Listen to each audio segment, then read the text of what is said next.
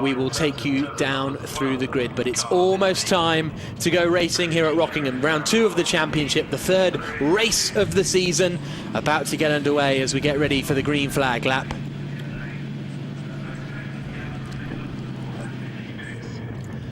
The green flag about to be waved ahead of the 3rd race of the British GT season. It's a 2-hour race here at Rockingham, and on pole position, pulling away there, is the number 1 Barwell Motorsport BMW, Marco Attard at the wheel. The defending champions starting on pole position. Alongside them on the front row is the Beechdene Aston Martin of Andrew Howard. It's Ahmed Al-Harthi starting 3rd on the grid in the number 2 Oman Racing Aston Martin, with Derek Johnson 4th on the grid in the TF Sport car. And then we've got the GT4 cars a little bit further back in the pack, with the Lotus Evoras bringing up the rear. Here's a look at the grid. It's Marco Attard starting on pole position. Andrew Howard starting 2nd place, but in that huge cluster of Aston Martins from 2nd down to 5th. Griffin and Butcher are the men leading the championship. They're starting 5th in the number 6 car. Then John Minshaw's in 6th position. Then the McLarens of Wiley and Yolok starting in 7th and 8th. Lee Mole starts 9th, with Alistair McKinnon completing the top 10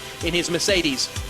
Then we've got on the next page of what will be many pages, Gary Eastwood and Adam Carroll starting in 11th position. They were race winners in Rockingham, but after a post-race penalty were demoted down to 2nd place. Other people to keep an eye out for there is the 16th position 407 Aston Martin of Ross Gunn and Jamie Chadwick. It's Chadwick starting. That is the top of the GT4 class. Also keep an eye out for Paul McNeely and Jamie Stanley. They're very quick, starting in 19th position. Jake Hill makes his British GT debut this season. He is now sharing the Porsche 911 with Graham Coombs, the AMD prepared car, so he's looking forward to getting out in the race a little bit later on. Just one more page to go, but there's only one car on it, and that is at the back of the grid, Tim Eakin starting in the Stratton Motorsport Ultratech car with Jamie Wall. My name is Jack Nichols. Alongside me in the commentary box with a wonderful view over Rockingham is Charlie Butler Henderson. Charlie, we've got 2 hours coming up, but we've got a very quick and greasy run to the first corner. Yes, and also a lovely picture of Dave Bartram there, who's making his return back to motorsport again. He's out of the British Touring Cars at the moment, but heavily behind the British GT Championship. We've seen a very greasy circuit this morning, well, very wet actually, monsoon, as one of the drivers said in with Jenny's interview. And it's looking to me like the first few laps are going to be a little bit slippery, but at the same time it's looking fairly dry to me, so a little bit offline will be a bit greasy, but they're all on slicks, so it's all going to be nice and fine. So through the final chicane, at the Brook chicane they come. They'll then line up in 2x2 formation, and a 2-hour race in the British GT Championship will be underway when the lights go out here at Rockingham as the racing starts. Down towards turn 1, it's Attard on the inside line. He holds the lead. Right behind him is Andrew Howard in the Beechdene Aston. In 3rd place is Ahmed Al-Harthi, and we go on board with Andrew Howard looking to the inside line, but he's not close enough to challenge Marco Attard into turn 1. He holds the lead of the race. It's a good start from John Minshaw. He's managed to get up and pass Liam Griffin, and Minshaw looks like he's up into, I think it's 5th position now in that Demon Tweaks BMW. Side by side further back as Ross Wiley tries to get past Griffin as well. So not the best of starts for the championship leaders in the number 6 Aston Martin. There is the 63 car of John Minshaw, now right up behind one of the other of the plethora of Aston Martins we've got in that top group. But a perfect start for Marco Attard. He gets away in the lead of the race, Charlie, and just as I say that, he's not. Andrew Howard is in the lead of the race in the Beechdene Aston Martin, and Attard is now having to defend because Ahmed Al-Harthi is coming at him, but not quite close enough. So Andrew Howard, Charlie, in the lead of the race. Yep, and he's actually pulling out a lead, so he was very, very fired up this morning when I spoke to him. He's very, very good, obviously, on cold tyres. He's got some really good temperature into them, and yes, what an absolutely commanding lead already in only like 6 or 7 corners here around Rockingham. Fantastic start. It's Derek Johnson who's running in 4th position in that TF Sport Aston. The white and purple car. Then there's a bit of a gap back to the McLaren behind, so it looks as though what I think is Ross Wiley has got past Liam Griffin too. Out onto the banking to complete the first lap. Oh, that's not good news at all. That Sally Yolok has come together with one of the other Von Ryan McLarens. It can't, surely the two teammates haven't collected each other, Yolok and Wiley. We'll keep an eye out, and well, I think they might have done. I think the two Von Ryan McLarens have come together. What a disaster for Davy Ryan's team. They might both be out of the race on the very first lap, and if that's the case, they've got an awful lot of discussions to do after the race. There they are, off down at the chicane. Yeah, so obviously one's either lost it on the way in, I couldn't quite see what happened, but either on the brakes or someone's gone for an exuberant lunge up the inside, and it's all ended in tears. So safety car's looking like it will be scrambled. Safety car will be coming out, so that'll bunch them back up. Howard won't be impressed with that because he's just put his absolute heart and soul into the first 2 or 3 laps on cold tyres, on a greasy circuit, on slicks. Oh, safety it's car now going to be bunched back in again. Safety car isn't out yet though, so Al Harthi is still trying to challenge for second position to wrestle it away from Marco Attard, the Omani driver, looking down the inside of Attard, but he's not going to be quite close enough. And there we go, there's the message. Safety car is deployed, and they presumably waited until the drivers were coming towards the yellow flag zone rather than ruin the first sort of half of the racing. But, well, like an Aston Martin sandwich between 2 BMWs. BMW, Aston, BMW. It's just the grid this year for British GT. Ben SRO has worked extremely hard in getting the quality of the vehicles up, the sponsors, the teams, the drivers. This is going to be an absolutely awesome 2-hour race here at Rockingham. I can't wait. It's brilliant. The grid positions were decided on an aggregate time between both the Pro and the AM drivers. We've got some cars out there in the Silver Cup, which I'll clarify in a moment, but both of the drivers, their times were aggregated to give you the starting grid positions, so it'll be very different when some of the AM guys, who some are quick, some are less quick, get out, and then the Pro guys, you know, the likes of Adam Carroll, start to get in the car and try and climb their way up the order. It's going to be a fascinating race, and this is the longest race of the season so far. At Alton Park at the opening weekend, it was only 2 1-hour races, so the drivers are only doing half an hour each. It's a bit of a balancing act, really. As a professional driver, you have a teammate that normally has either the backing or some of the sponsorship behind them to help with your racing, so you sort of have to sort of, you know, beg, borrow, Peter to pay Paul, etc., you know the phrase. So as a professional driver, great that you're still out there, but it's frustrating sometimes having a teammate that isn't quite up to the standard of what you want it to be, but then they're benefiting from your data and learning, so everyone's happy. So that does balance it out a bit and cause a great racing for us in the commentary box and for you at home. The top 3 in GT4, by the way, have remained as you were. They're just coming through shot now there. Jamie Chadwick still leads the way in the Beechstein Aston Martin. Richard Williams is second in the Toyota, and then third at the moment is the 61 Academy Aston Martin of Will Moore. But they are just pulling out the McLarens out of the gravel trap.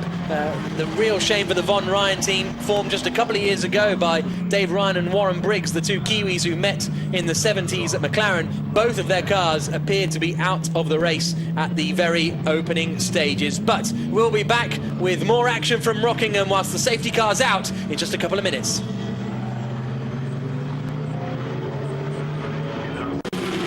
On track, on road, on Avon. On track, on road, on Avons. We're still behind the safety car here at Rockingham after a first lap accident between the 2 Von Ryan Racing McLarens, Ross Wiley and Sally Yollick, coming together down at the Brook Chicane. But leading the way is Andrew Howard in the Beechstein Aston Martin. Marco Attard, the pole man, has dropped to second position, but he's got Ahmed O'Harthi right up behind him in third place. In fourth position at the moment is Derek Johnson in the TF Sport Aston Martin, with John Minshaw fifth, and Liam Griffin, championship leader. He and Rory Butcher are in the sixth position. They started on pole at Alton Park and won the opening race of the season. So this is why the safety car is out.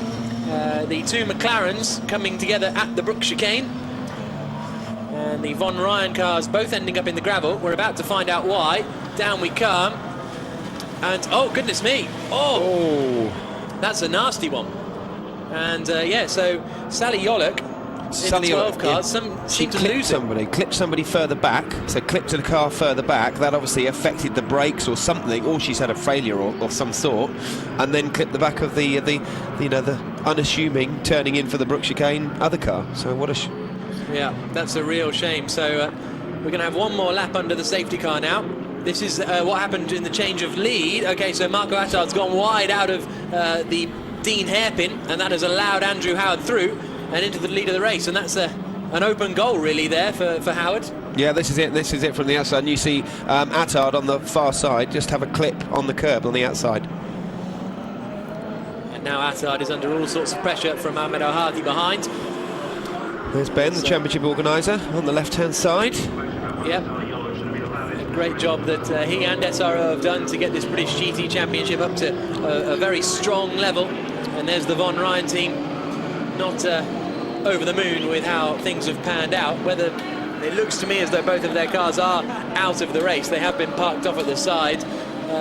Let's just have a look at it again. So we're looking at the black McLaren that's a little bit further back, darts to the inside line, clips the rear of the 888 BMW, and you have to feel for Ross Wiley there, because he was just turning into the Brook chicane, minding his own business. Completely minding his own business. Another shot. So I think she's had a brake failure. Something has happened for her to have hit the rear of the car, the 888 car. A real shame. Yeah, disappointment everywhere in the pit lane. And, but it's the safety car will be in this lap, so the lights are off on the safety car, and they're coming around the left-hander out at Kirby. We're on the International Sports Car Long circuit, so they come through the Piff-Paff and then extend a little bit further up into the double left-hander at Kirby. Look at that, the mechanics and all the team have put such an effort with those two gentlemen that have decided to crash, and that was definitely a failure. You know, that was a racing incident, a mechanical failure of some sort. So Sally Yolok got caught up in a first corner incident at Alton Park as well, so he's not had the best of opening laps so far this season, Sally Yolok. Maybe needs to warm his brakes up a little bit more, possibly. So safety car in this lap as they come into the final corner. Lights off on the safety car, so that man, Andrew Howard, is going to be leading the way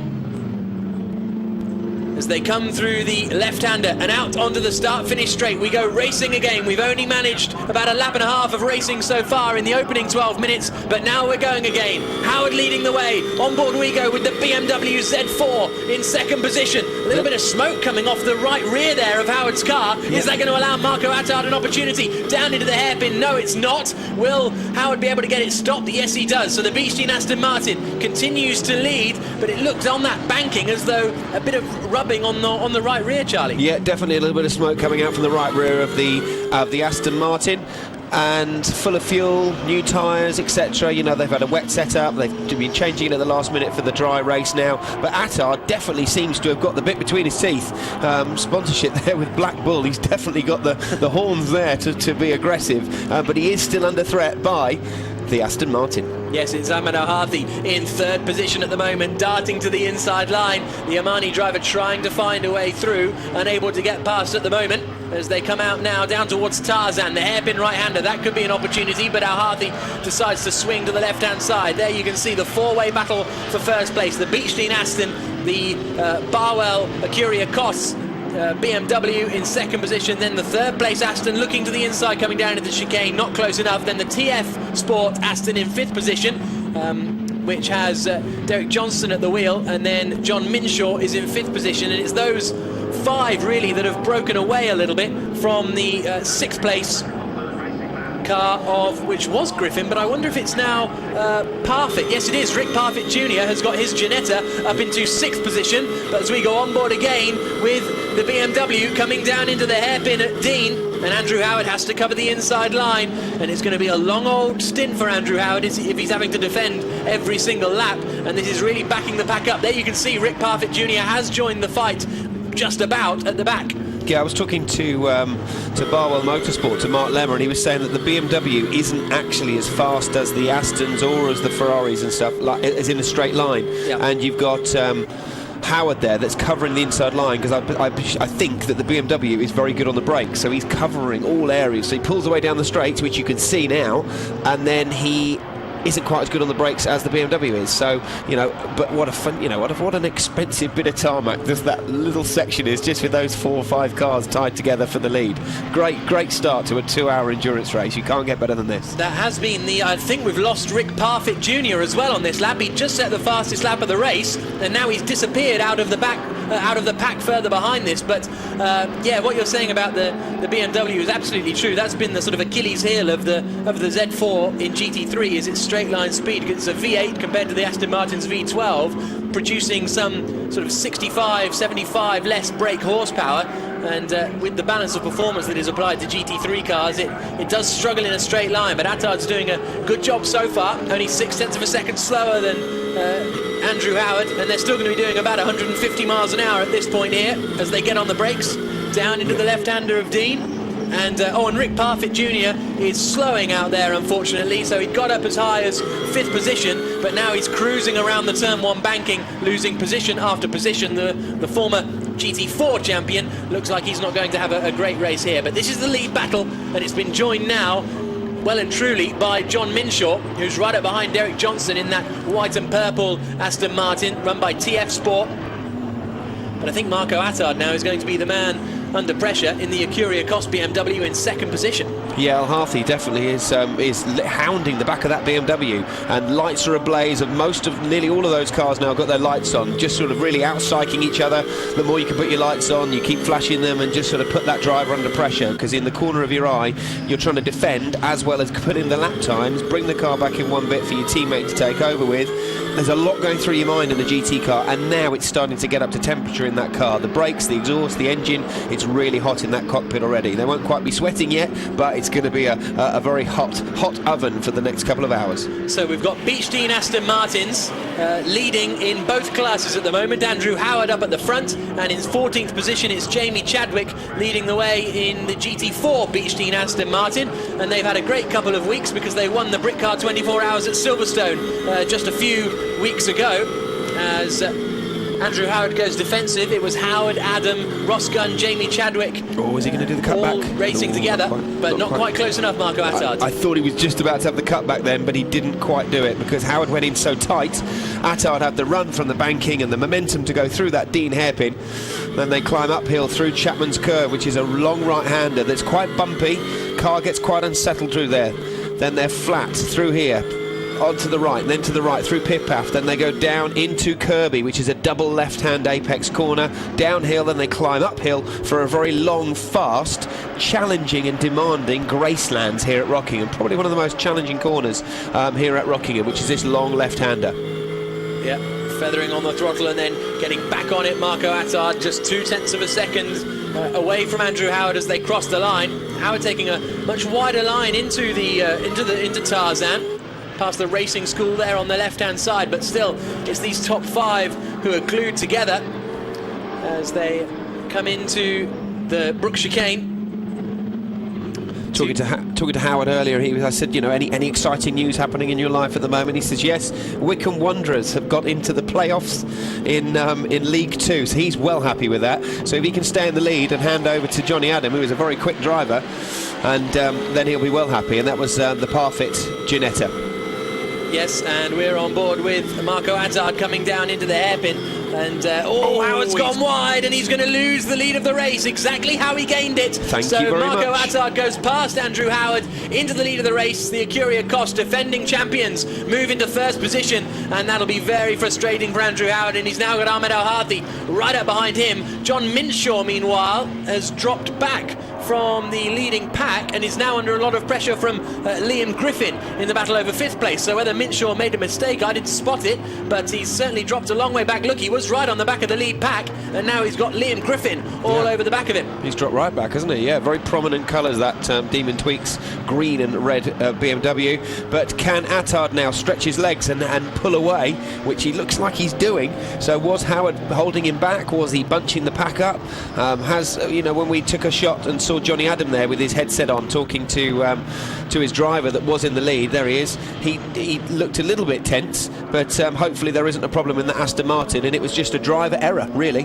Yeah, it just looked as though he went in a little bit too deep, and Rick Parfitt, as we've said, has come into the pits and is still in the pits at the moment. The Ginetta guys working on that car, but the bonnet's coming up, unfortunately, so it's not looking good. Across the line comes Marco Attard leading the way, but now it's the 2nd place battle that is very much on. It's Aston versus Aston.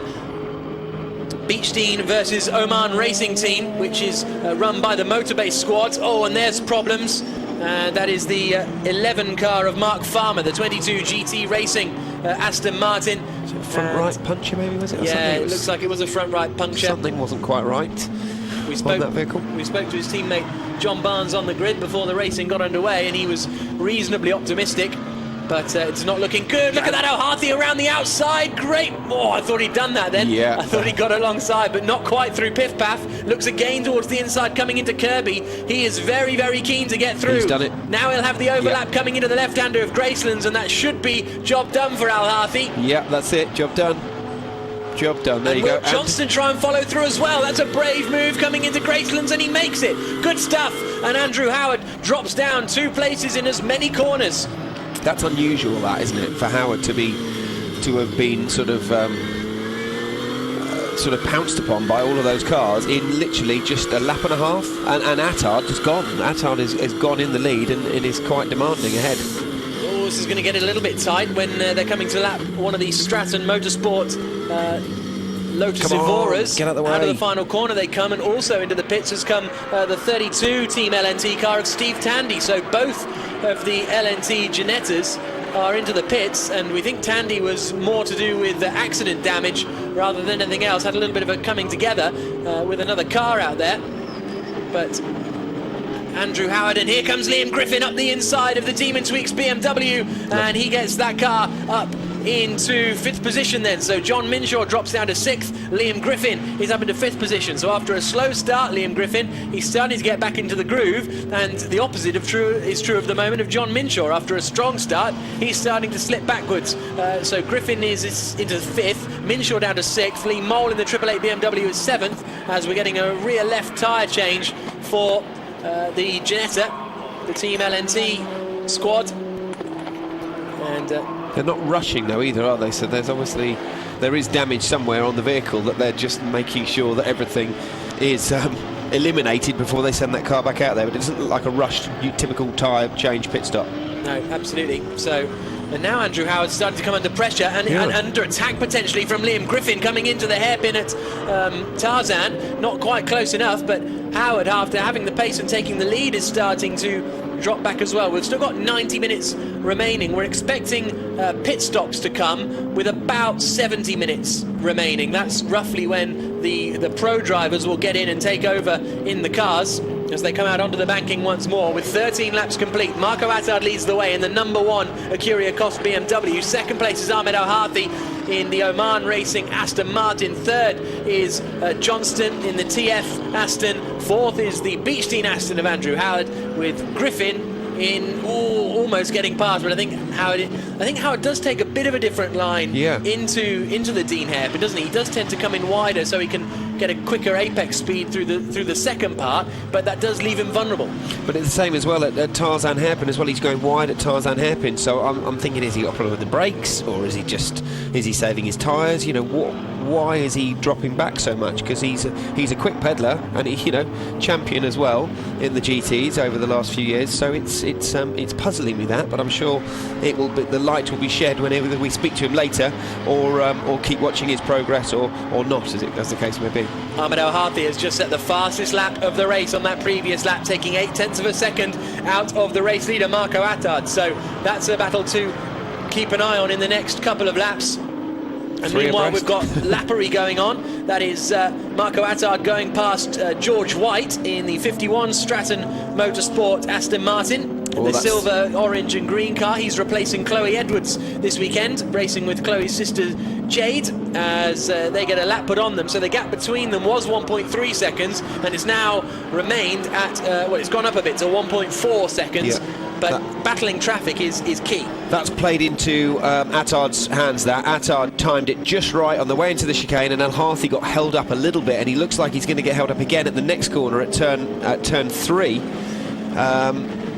Into Yentwood, which is where we are now. So look, he's being held up again by the Lotus. And there's also, it's all very close as the Beechstein Aston goes around the outside of one of the GT4 Astons, then to the inside of the Stratton car. But this is allowing John Minshaw to get really close to the back of Liam Griffin as they try and slit their way through. Not quite close enough, and Minshaw unable to take advantage just yet, but it's really challenging on a sort of tight and twisty circuit like this. But leading the way is Marco Attard with 96 minutes to go.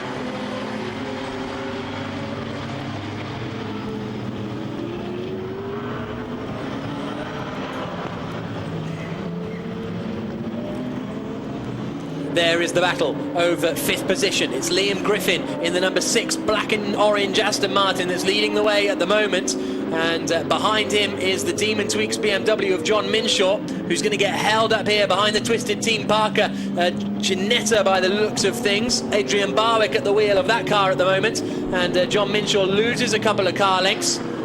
Meanwhile, the gap at the front has gone up again to 1.5 seconds now, but Howard is only 0.6 of a second behind Johnston in the battle for 3rd place between the two Aston Martins. So there's an awful lot going on. In terms of GT4, it's still Jamie Chadwick leading the way, now 8 seconds clear of the Toyota of Richard Williams, and there's the Demon Tweaks BMW off. John Minshaw going off down at the first corner. I was looking at the timing screen, didn't quite see what happened, but it's not good news for Minshaw, because he was right on the back of Griffin and he will have lost.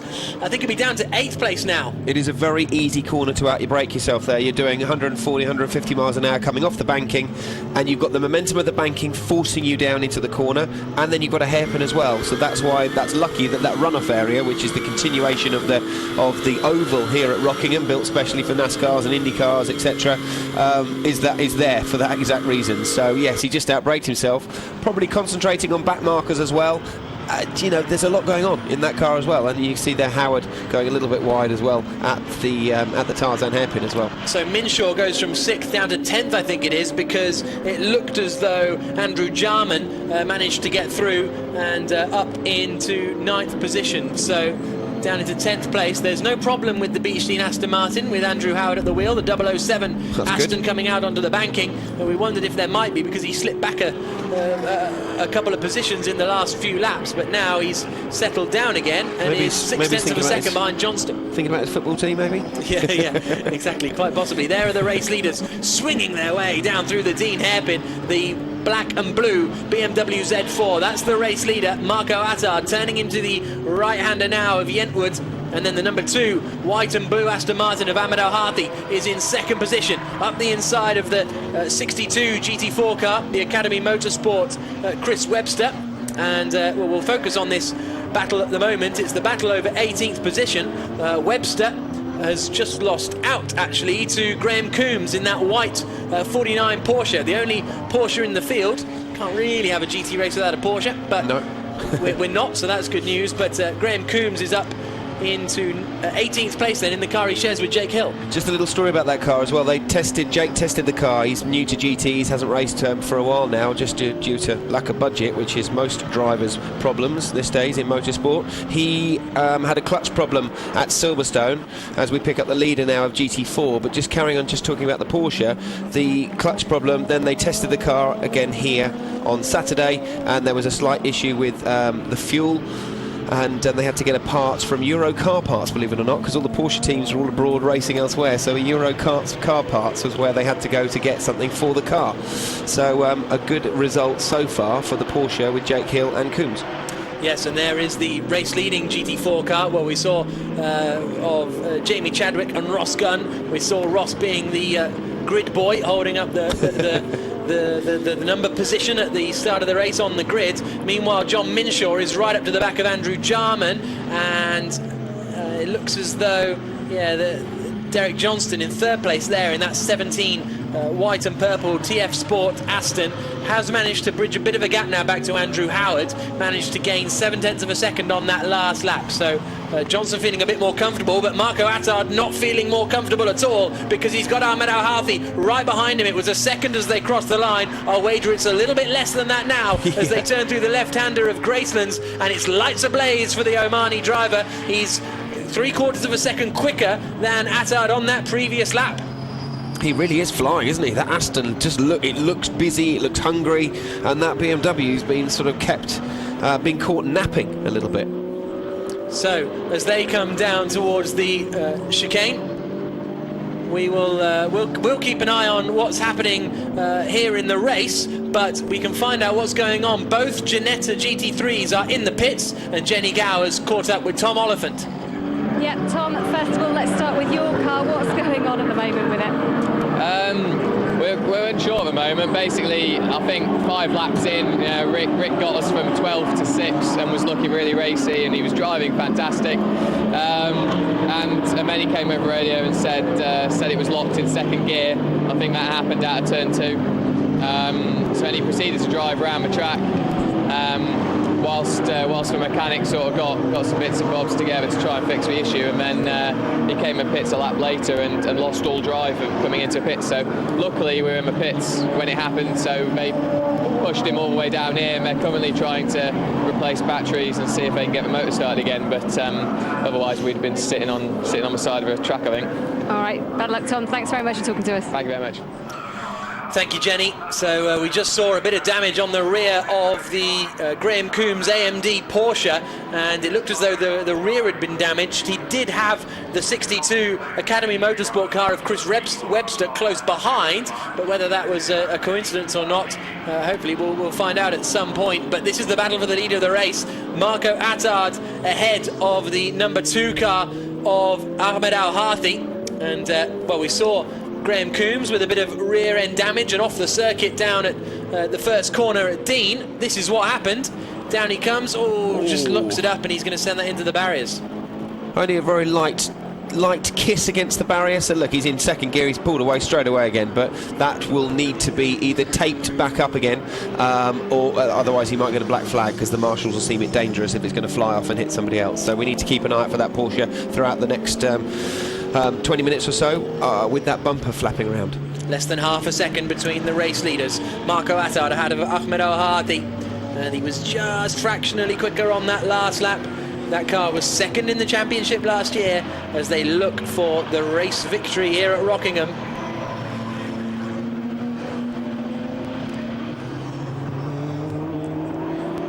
The race leaders slicing their way through back markers, and that is what is allowing Ahmed Al-Harthi to be right up behind the leading black and blue BMW of Marco Attard. Through the left-hander at Gracelands they come, and down towards the hairpin. This is the battle for the lead of the race in the 3rd race of this British GT season. Just 1 2-hour race here at Rockingham, and so there are 37.5 points up for grabs as they come down towards the chicane. Looking towards the inside line. That was a little look inside the Oman Racing Team garage, the team that's run by the Motorbase squad, and they look very happy in there at the moment, but they could be happier in a couple of laps' time as they come up to put a lap on the 2nd place Toyota of Richard Williams, who moves to the inside line, and the cars sweep past around the outside. Jamie Chadwick doing a wonderful job at the lead of GT4, a 15-second lead now over that Toyota, so really impressive stuff from the former Ginetta Junior racer as we go on board with our race leader Marco Attard. A couple of bites at getting that 2nd apex down at Dean, but he's driving well at the moment, and these two have pulled now a 7-second gap over 3rd place Charlie Butler Henderson. Yeah, they have. So tyres are now up to temperature, cars up to temperature, everything is now fully in working order. They've got consistent knowledge of the circuit because they've been testing here on yesterday.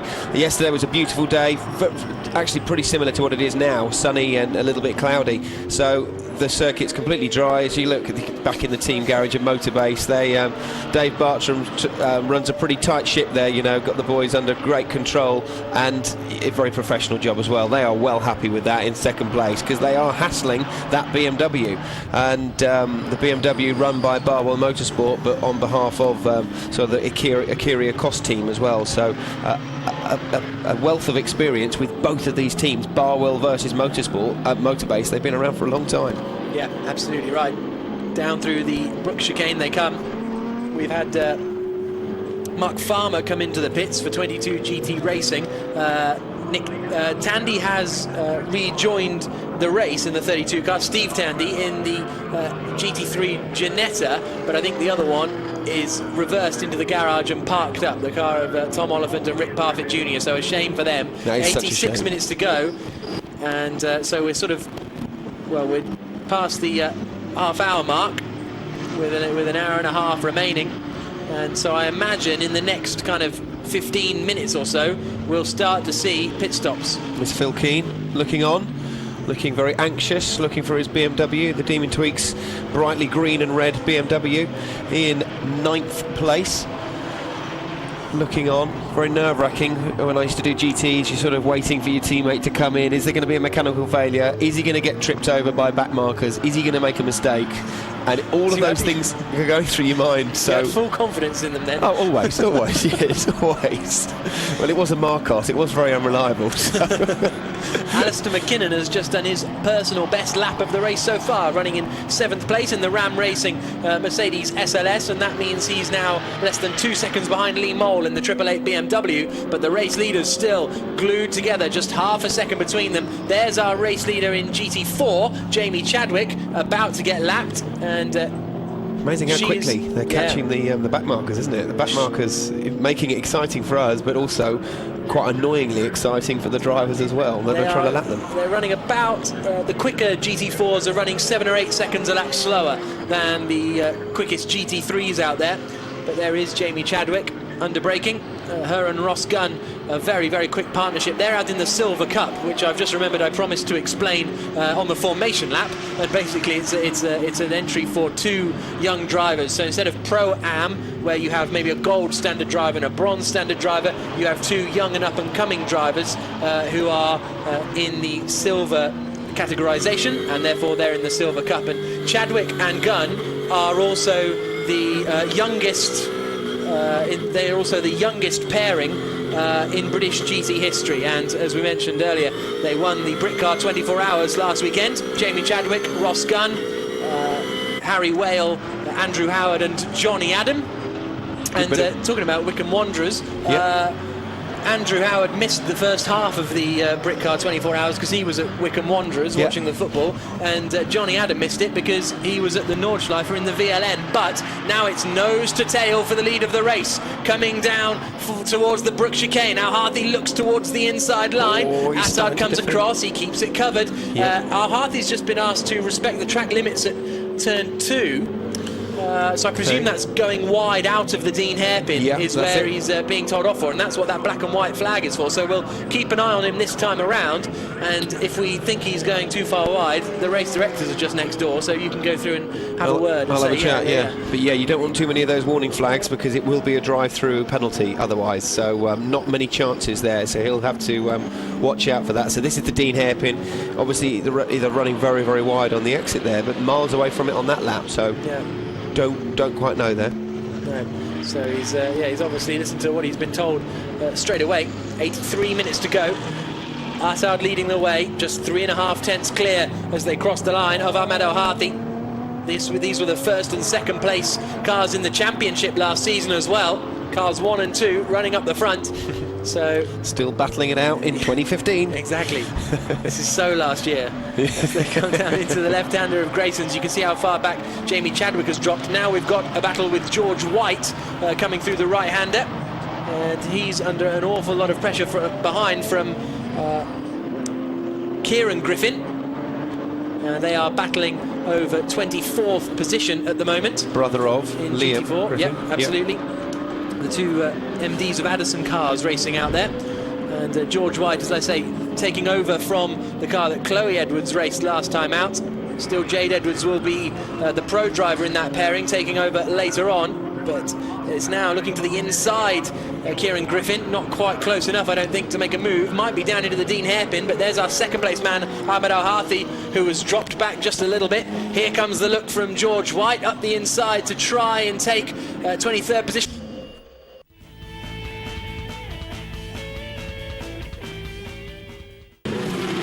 On track, on road, on Avons.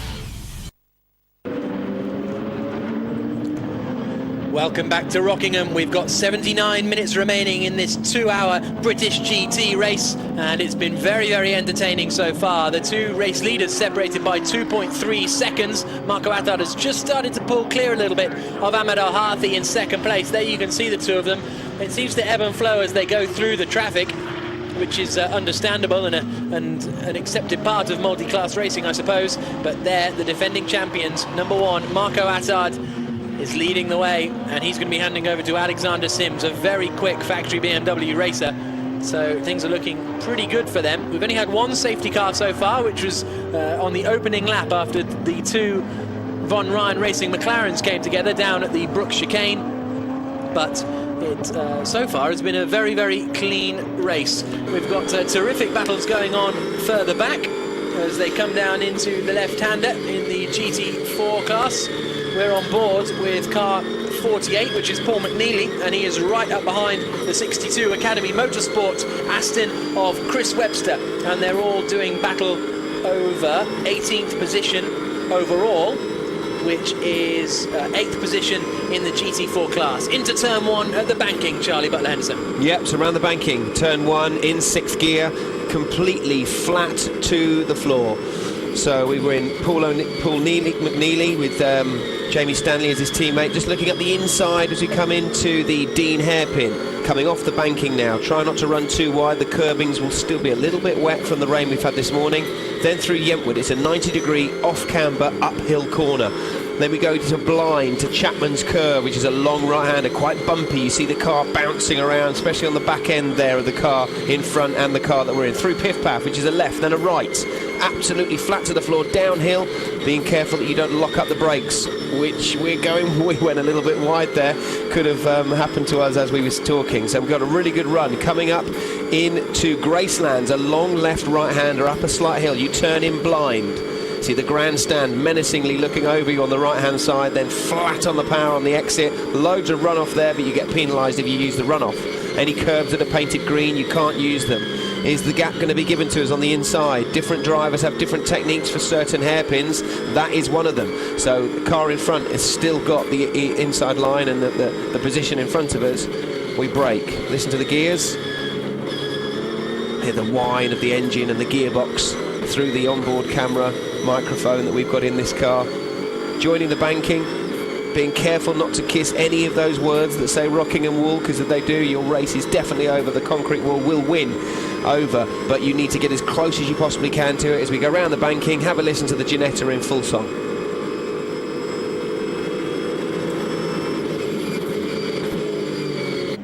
So all paddles on the steering wheel as well, and you can hear them very quickly changing down the gears, coming off the banking as we pick up the external shot. And we were saying don't run wide on those corners. We needed to be back on board again. I was talking him through it. And the 48 Fox Motorsport car has now got the race-leading Ecuria Cos BMW coming up behind. There is Marco Attard about to put a lap a second lap on the GT4 battle here. It's 7th and 8th positions, these two at the moment. Jamie Chadwick leading the way, only a tenth of a second. Oh, she's just lost out to Mark Farmer in the GT3 class, but Chadwick is leading GT4 with Williams second in the Toyota. Third is the number 50 BMW Expo Racing Optimum Motorsports entry of Graham Johnson. And there is Gary Eastwood in the number 18 Ferrari. And he is running in 8th place at the moment. Great weekend last weekend, the last round at round 1 at Alton Park, didn't they? Had a really good, solid weekend. I was talking to Anthony Cheshire, who runs FF Corsa, the team, and he was just delighted, you know, considering they haven't really had much mileage in the car yet. There is our GT4 leader, the 407 Aston Martin, run by the Beechdean squad that really have turned into one of the best Aston Martin race teams there is. I mean, you speak to Andrew Howard and he says, I'll make no bones about it, I invented this team so I could go racing, but now we've become a proper team. British GT champions. They have taken pole position at the Spa 24 Hours a couple of years ago as Daniel Lloyd gets his balaclava on, ready to head out onto the circuit. They also finished second at the Baku World Challenge, the big season finale for GT3 cars in Azerbaijan. Andy Suchek and Johnny Adam piloting the car to second place in that event. So they really have turned into one of the top Aston Martin teams out there. He's actually just bought a GTE car as well for the Le Mans Festival that they'll be running as well later this year. But even just walking into the team when we do the interview before we go live for Motors TV, it's just a very professional, relaxed, on it sort of team. You know, it's neat, tidy, good sponsorship obviously with Beechdean as his company. It just seems like a proper outfit, really, you know, like the motor bases and like the Barwell Motorsports that you see up and down the pit lane. The biggest disappointment was last weekend they won the Britcar 24 Hours and there was no free ice cream. When they got pole at Spa, everyone got free ice cream, but apparently Britcar 24 is not the same. You're not bitter about that? No. There is Alexander Sims waiting to take over from the race-leading BMW the Acuria Cos car with Marco Attard at the wheel at the moment. He's just put a lap on the 77 Oz Yusuf Lotus Evora that won the second race of the weekend in Oulton Park, and actually they're struggling a little bit at the moment. They're down in 6th place in class, and they would have won the opening race at Oulton, but they just pitted at the wrong time just as the safety car came out, so they'll be struggling a little bit, it seems, so far. That 77 Issy Racing Oz Yusuf entry. But here are our race leaders, still out there, still separated by... Oh, that's going to be a bit tight for Marco Attard as he tries to get up the inside of Will Moore in the Academy Motorsport Aston. Gets through eventually. Al Harthy's going to be right behind him now because he lost a lot of time there at Yentwood with that back marker. Al Harthy will be right on his tail coming into this, unless he got held up with him as well. But the GT4 car still having another pop back at the GT3 car, saying, no, come on, I'm still in my own race here, you know. And the GT4 cars have got a big percentage of the grid, even though they're slightly slower and less advanced technically wise from the GT3 cars. They are putting on a great show here at Rockingham as well. Yeah, absolutely. We've actually got one more GT4 car than GT3. It's pretty much a 50-50 split, which is fantastic to see, as focus is on in the pit lane as we get ready, because the cars will be able to come in for pit stops in about 2 minutes time, because there's a minimum 50-minute driving time for the drivers. So once 50 minutes has gone since the start of the race, then you're able to come into the pits and change driver. So there's no official pit stop window, but it effectively opens in 2 minutes time as they come through the long left-hander. It's Daniel Lloyd, I think. Yeah, Daniel Lloyd. He's looking to take over from John Minchoin, the number 10, 63 BMW, as they come down into the right-hander. Number 2, Aston Martin. We'll get there in the end. Ahmed Al-Harthi shares with Daniel Lloyd, and he's running in 2nd place. We saw Alexander Sims ready to take over in that number 1 car, but look, Al-Harthi's right up behind the race leader once more. He's kept him honest, hasn't he? Now, the number 1 car does have 10 seconds extra to spend in the pits because of their success last time out, so they have to do a 70-second pit stop, whereas the 2nd place Oman Racing Team car only has to make an 80-second pit stop. 90 seconds for the BMW and 80 seconds for the number 2 Oman Racing Team car. So in theory, they should come out in the lead of the race. Maybe that's why we're not seeing Al Harthi push super hard to take the lead of the race away. Yeah, quite possibly. We will see when the pit stops unfold. We'll keep you posted on how that's going. There is a special technique on how you deal with that. So through the final corner come our 2 race leaders once more. Marco Attard leading the way, just in front of Ahmed Al-Harthi. BMW versus Aston in the lead of the race here at Rockingham.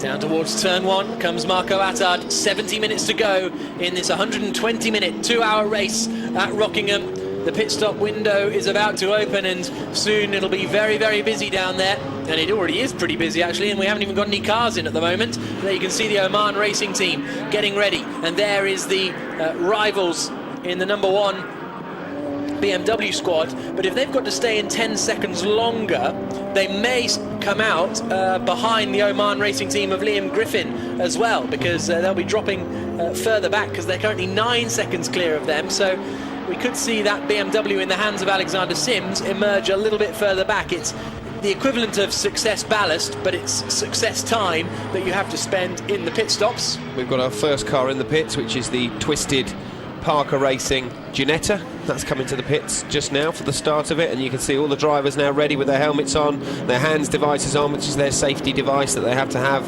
the sort of straps to their helmet as well, and their seat belts.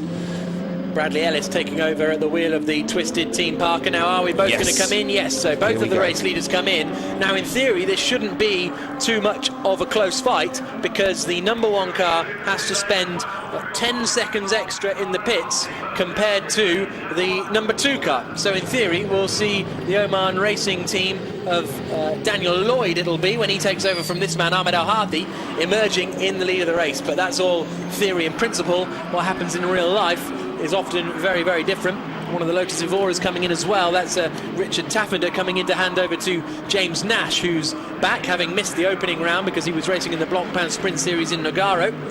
And there you can see, out of the car. So both drivers, they help each other. Different teams have different techniques, but this team, you know, the driver helps the other driver out.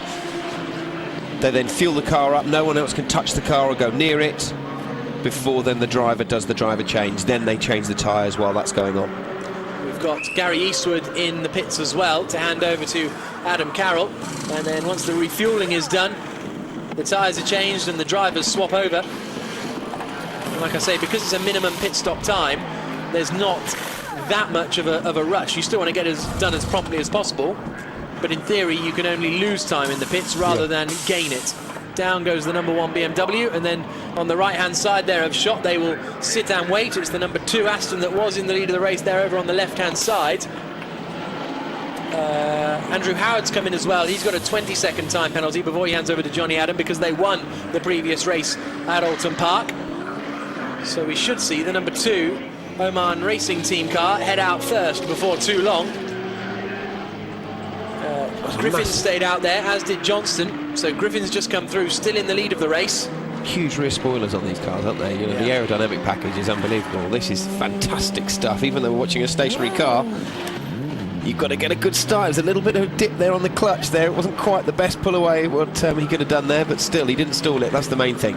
So out goes the number 2 Oman Racing Team car, and then released 10 seconds later is the number 1 car that was leading the race, the Acuria Cos BMW. So that means Liam Griffin is now leading the way in the number 6 Aston that he's going to hand over at some point to the Scot, Rory Butcher.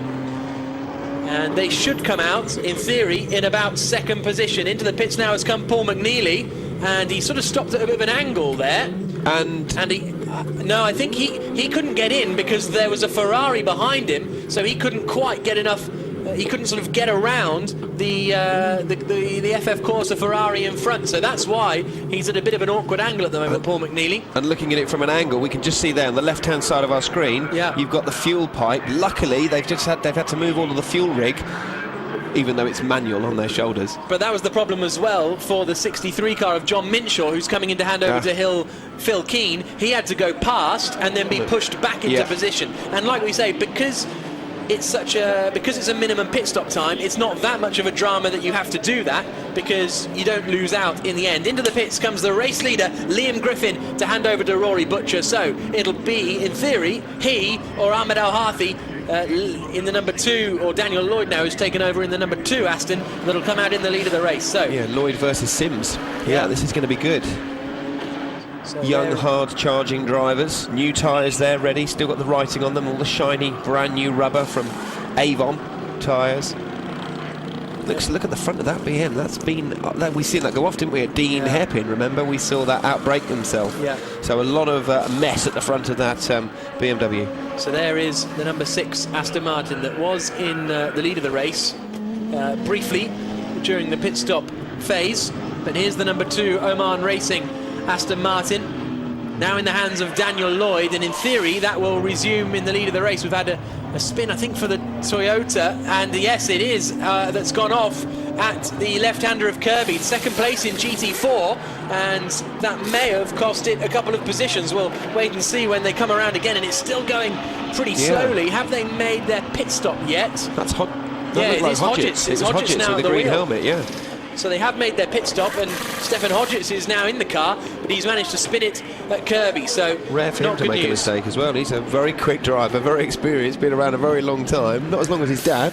And he's still creeping around, though, losing a lot of positions as he comes out of the Tarzan hairpin. But here comes, and he's going to lose another one here as the race leader comes past him. Number 2, Daniel Lloyd at the wheel, turns into the final chicane and out onto the banking once more, as the number 6 Aston still has to wait. So Daniel Lloyd should resume in the lead of the race. Out goes the 6 car now as Daniel Lloyd flashes over the start-finish line. There is Lloyd on the left in the blue and white Aston.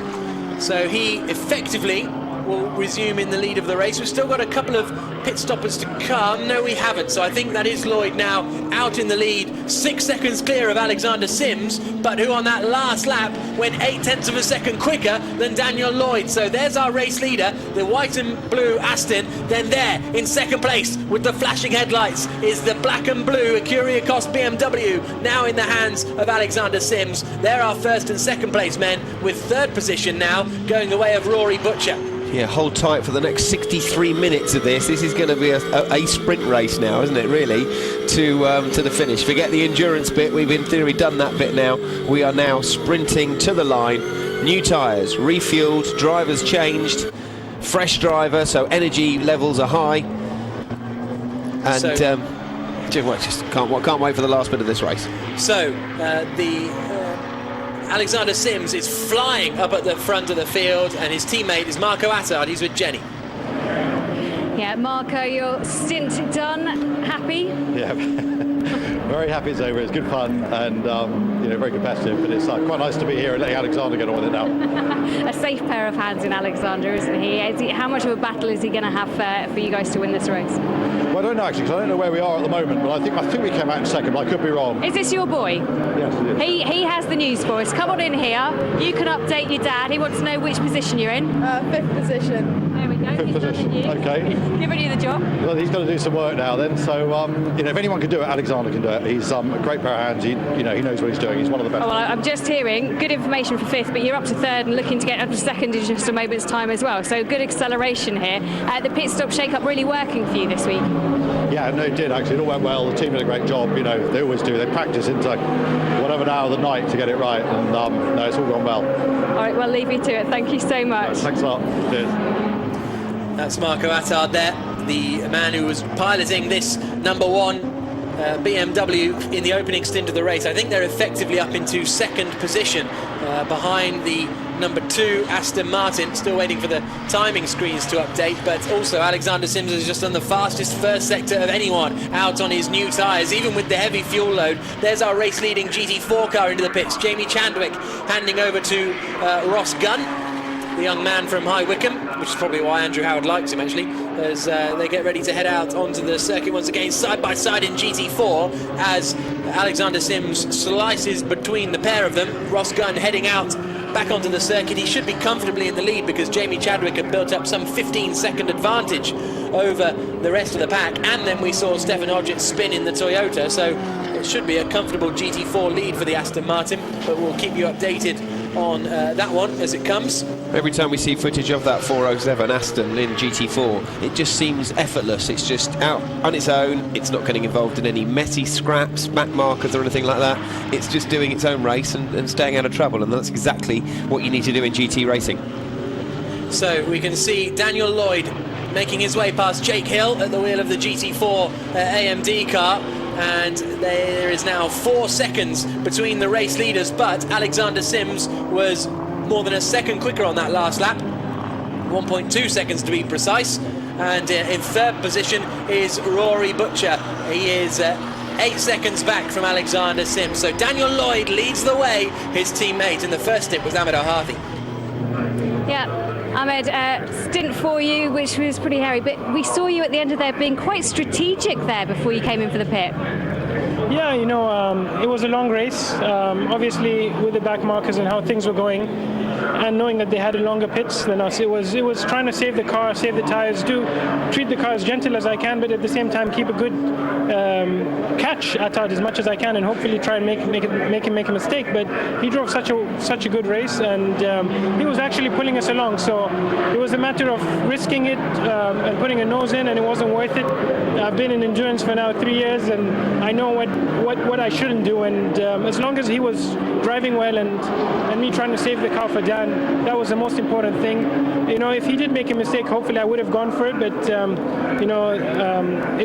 the team did a great job giving me a good car for the race. Very tricky conditions initially, and to move from P3 to P2 and just push from there was important. And it's going to be a long race. Dan's been coached right now with the BMW. It's really quick, and I could see how powerful powerful it was. Without 70 kg extra, it was harder for us. But you know, we have a competitive car, and that's what's most important. Yeah, Sims at the moment catching at about a second per lap. Does it feel like you're the hunted at the moment? Well, we were doing the same to Attard, and it was difficult for me to pass him. So let's hope and see. I mean, you see, it's a long season, and we want to get as many points, especially after Alton and both incidences we couldn't avoid. So let's have a strong race, and finishing strongly is most important. Okay, thanks very much. Thank you. Yes, the number 2 Oman car caught up in a couple of incidents at Alton Park that they couldn't really avoid, including being collected by a spinning Aston Martin of Andrew Howard in that Beechstein Aston that is now chasing down the 888 car of Joe Osborne, running in 7th position. So it's Johnny Adam behind in that white and blue Beechstein Aston Martin. Then behind them is not Phil Keane. It is Phil Keane on the timing screens, but it looked like it's one of the other Astons, but they must be a lap down by the looks of things. I think that's the John Barnes car now, the former champion, won the 2008 British GT Championship with James Gornall.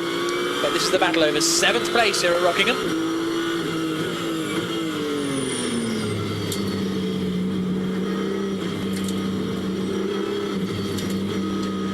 We're past the halfway mark in this 2-hour British GT race from Rockingham. Out onto the start-finish straight again comes Johnny Adam, pushing hard to try and get past Joe Osborne in front of him, through the banking.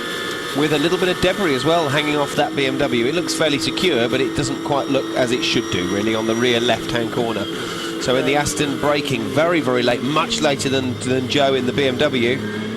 Getting up on the inside, but we're now going to be on the outside for Yentwood, which is not where we want to be. But we've done the cut back on the inside. No, can't quite do it there. Clip the curb. Don't go anywhere near the orange curbing on the inside, because they are what we call sausage curbs. They are very, very hard on the suspension. Lift the car up in the air, and you could damage the car, let alone lose time on the lap timer.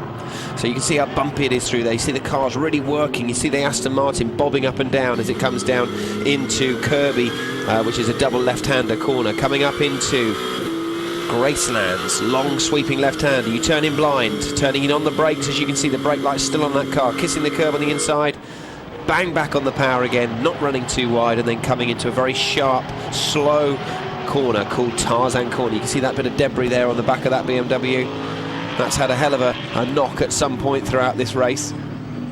Back to the leaders, Jack. Yep, and it is the number 2 car of Daniel Lloyd leading, but only just ahead of Alexander Sims. We saw the graphic come up that car 51, the Stratton Motorsport car, has got a stop-go penalty for a pit lane infringement, a 17-second stop-go penalty, so not good news for George White and Jade Edwards, who's now at the wheel, as they come through the left hand of the race leaders. And it is absolutely nose to tail, and Alexander Sims is looking mighty racy. Would have been the champion last year, but had to miss a round, and as a result didn't score as many points as Marco Attard, but in everything but name he was the champion of last season, and he is showing why as he looks to the inside line as they put a lap on James Harrison in the Aston Martin GT4. But now the difficulty is getting past, especially as we discussed earlier, the BMW Z4 is slower in a straight line than the Aston Martin, and the best place to overtake round here is after that long run down into the hairpin at Dean at turn 2. Yeah, it looks like a bit of a no-brainer to me. Sims, and there's the stop-go penalty that we're seeing. So car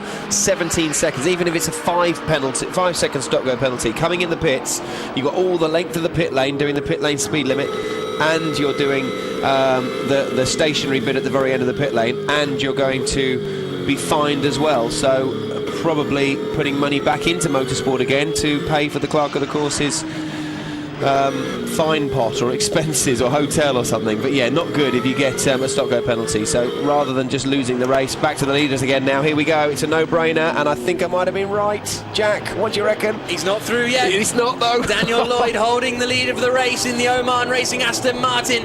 Alexander Sims behind, who we're on board with, trying to force his way through, down into the double left at Kirby, then the little straight that takes them back out towards Gracelands, the long left-hander.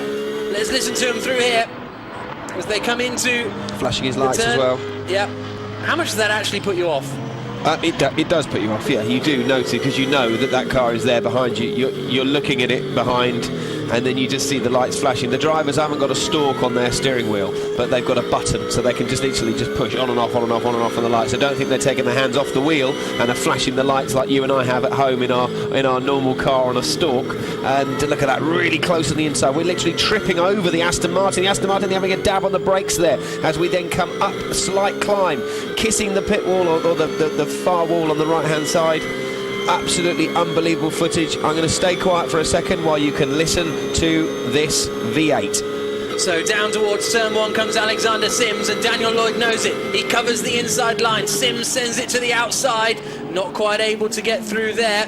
Former British F3 race winner Alexander Sims also finished second in the 2010 Formula 3 Masters Series, a race that was won at Zandvoort by a certain Valtteri Bottas. So that's the sort of calibre we're talking. When you can push Valtteri Bottas all the way in Formula 3, you're a pretty quick driver, and Sims is certainly proving that now, right up behind the Oman Racing Aston of Daniel Lloyd, into the left-handers of Kirby as well. Daniel Lloyd, a former British F3 racer too, of course. He is making that car very wide indeed. Sims is so much quicker than that Aston right now on the track. You see Lloyd going a little bit wide, not quite getting onto the apex as he wanted to. Sorry to interrupt you there, Jack, but it's just come on, you know. Attard and Al Harthi earlier were struggling as well for position, and he just couldn't get by, and now it's the opposite way round. But now there's an urgency to get past as well, because before, oh dear, there's more Ginetta troubles. Left rear has gone there for Tom Oliphant by the looks of things. Whether that's as a result of contact or not, we'll have to wait and see, but certainly a spectacular problem for that GT3 Ginetta. Out onto the back straight again, and just look at the Aston. It'll start to creep away. It might not be too bad because of the first corner here at Rockingham as they come down into the hairpin. But it's that old adage, isn't it? Catching someone is one thing, actually getting past is another, as the GT4 battle is going on further up in front of them. And so how will they try and pick their spot past the Ginetta first of all? Al Harthi up the inside line, he gets through easily. No, he doesn't. And the number 1 car of Alexander Sims doesn't quite get through as straightforwardly. So that gives Daniel Lloyd a little bit of breathing space for the time being, as they now make their way past Dennis Strandberg in the Academy Motorsport Aston. Seeing a bit of in pit garage there, Al Harthi there, just like looking absolutely petrified, holding his breath when he saw the back markers, and thinking, yes, we've got a bit more breathing space. There he is, yeah, giving a nice cheeky wave there. He's done a great job in his stint. Now it's down to the professional of Daniel Lloyd to make this Aston Martin as wide as he possibly can for 51 and 23 minutes. Yes, 51 minutes, sorry, and 20 seconds. It's a long time to hold on, and of course they may have been the driver champions last year, Marco Assad in that number 1 Acuria Cos car, but Oman Racing Team with Motorbase are the defending teams champions after last season. So it really is an impressive fight up at the front as we go on board once again with Alexander Sims across the line down towards the 7-degree banking here at Rockingham, a unique turn in British motorsport. And now we're going to see him, Charlie Butler Henderson, crawl back in, just pull himself back in. Yeah, he's very good on the brakes there, very quick on the gear changes there. He heard a little bit of a noise coming from the car. So you see the bonnet shaking, kissing the curbs on the inside. Back on the power again as we go through turn 4. Very bumpy this next section. This is piff paff. You throw the car one way, throw it the next. A lot of force on the car and you. Very bumpy under the brakes, so very easy to lock up some of the wheels as well. Powering out, clipping the curbing on the outside. The curbing will going to be nice and dry now. The sun's been out for a good couple of hours now since our monsoon downpour this morning. And a Parker Racing car, the 46 car on the chicane. Bradley Ellis. And that's on the, yes, he is, well, front. So he's turning to the right. He's made it into the pits, so very sensible driving there. Maybe a track rod front suspension. It just looked like he was turning right. Jake Hill's coming in as well, who's got I think it was a left rear puncture on that car. It looks as though all the wheels are intact. Had the damage early, didn't it? So the bumper's been ripped off that bit. But another problem there for Jake Hill, unfortunately, who's making his debut in British GT racing. Meanwhile, Johnny Adam is running in 8th position at the moment, and he's still got John Barnes behind. Even look at that! Different Goodness speed. me! And then it's going to be the BMW attacking to the outside line for the race lead. So Daniel Lloyd must have got caught up trying to get past whatever was going on with those back markers. It was a ridiculous difference in speed. But now here's an opportunity for Alexander Sims outside at Yenwood. Can he get the cut back? Gets on the throttle, but not quite getting the purchase out of the corner that he would have wanted. But what on earth was happening there? It looked like you had about 8 different classes flying past. It was amazing. That was amazing. And you could see the closing speed from the GT3s and the GT4s. But Sims is now starting to get a little bit impatient. But you can't afford to be impatient too much in GT racing because it's a long race. You don't want to damage the car. And it's also an expensive bit of kit that you are in charge of for these 2 hours. So back markers playing into the hands there as we pick up Al Harthy in the pit garages, and Liam Griffin, I think that was as well. Then we've got the Barwell run Ikuria Kos car, which is in P2 with Sims, who is absolutely hounding Daniel Lloyd. Worked with him at Palmer Sport over the last few years. He's a great guy, full of character. Daniel Lloyd is very, very funny guy, but really quick behind that steering wheel. But Sims is equally, if not, just as talented as each other. So very, very young, hard-charging drivers. Is he going to get it on the inside? This is where the BMW struggles slightly. Not quite as much aero as the Aston Martin. No, we're in his toe, so we're using the slipstream of the Aston Martin. The Aston Martin is in theory cutting a hole in the air, and we are literally just sort of sliding along behind them without having to buffer the air in our front bumper, so we're gaining a bit of an advantage there. We're going to hassle him.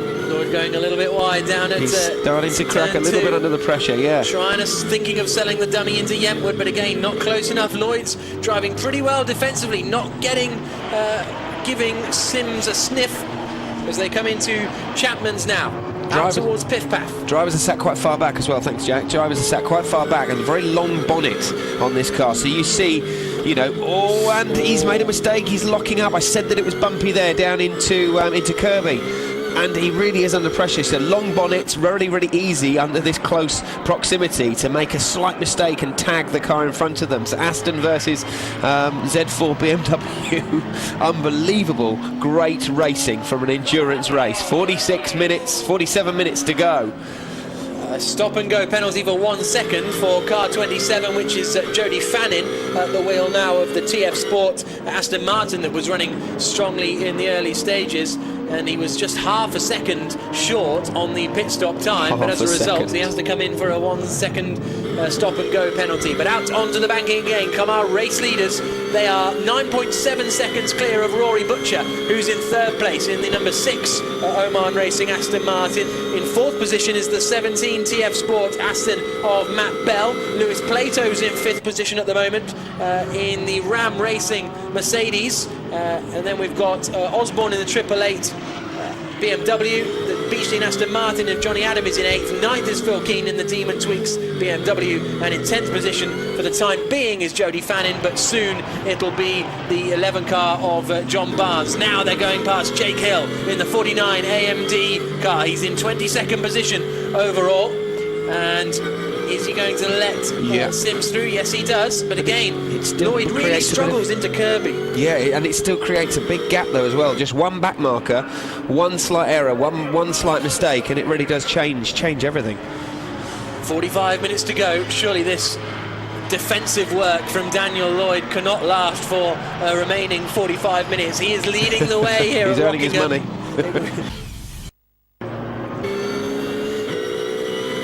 Nose to tail for the lead of the race here at Rockingham, the 3rd race of the British GT Championship season, coming to you live on Motors TV, and it's the number 2 Oman Racing Aston Martin that's leading the way. Daniel Lloyd at the wheel. Right behind is the number 1 Ikuria Kos BMW with Alexander Sims at the wheel. There was just 0.3 of a second between them. Now they're coming up to a pair of battling GT4s, which could play into the hands of one of them, or neither of them, or both of them. Well, probably not both of them, because then they just end up being equal, but they're coming up behind the 77 Lotus Evora. Immediately, Daniel Lloyd looks to the inside. He sweeps past. Then they've got the JWB Motorsport car to get through as well, and they hold the inside line and go through just about, but that's a scary place to try and do some lappery.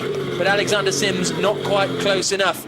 alongside myself, Jack Nichols, in the commentary box is Charlie Butler-Henderson.